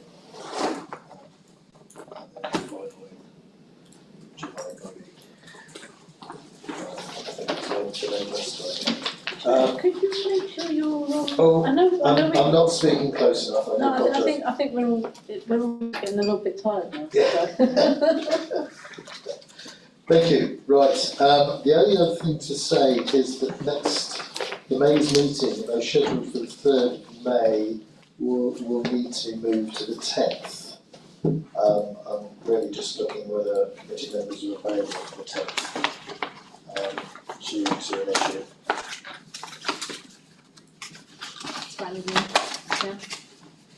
Apologies, Chair, I'm away on holiday that week. Lucky. Week of the 9th.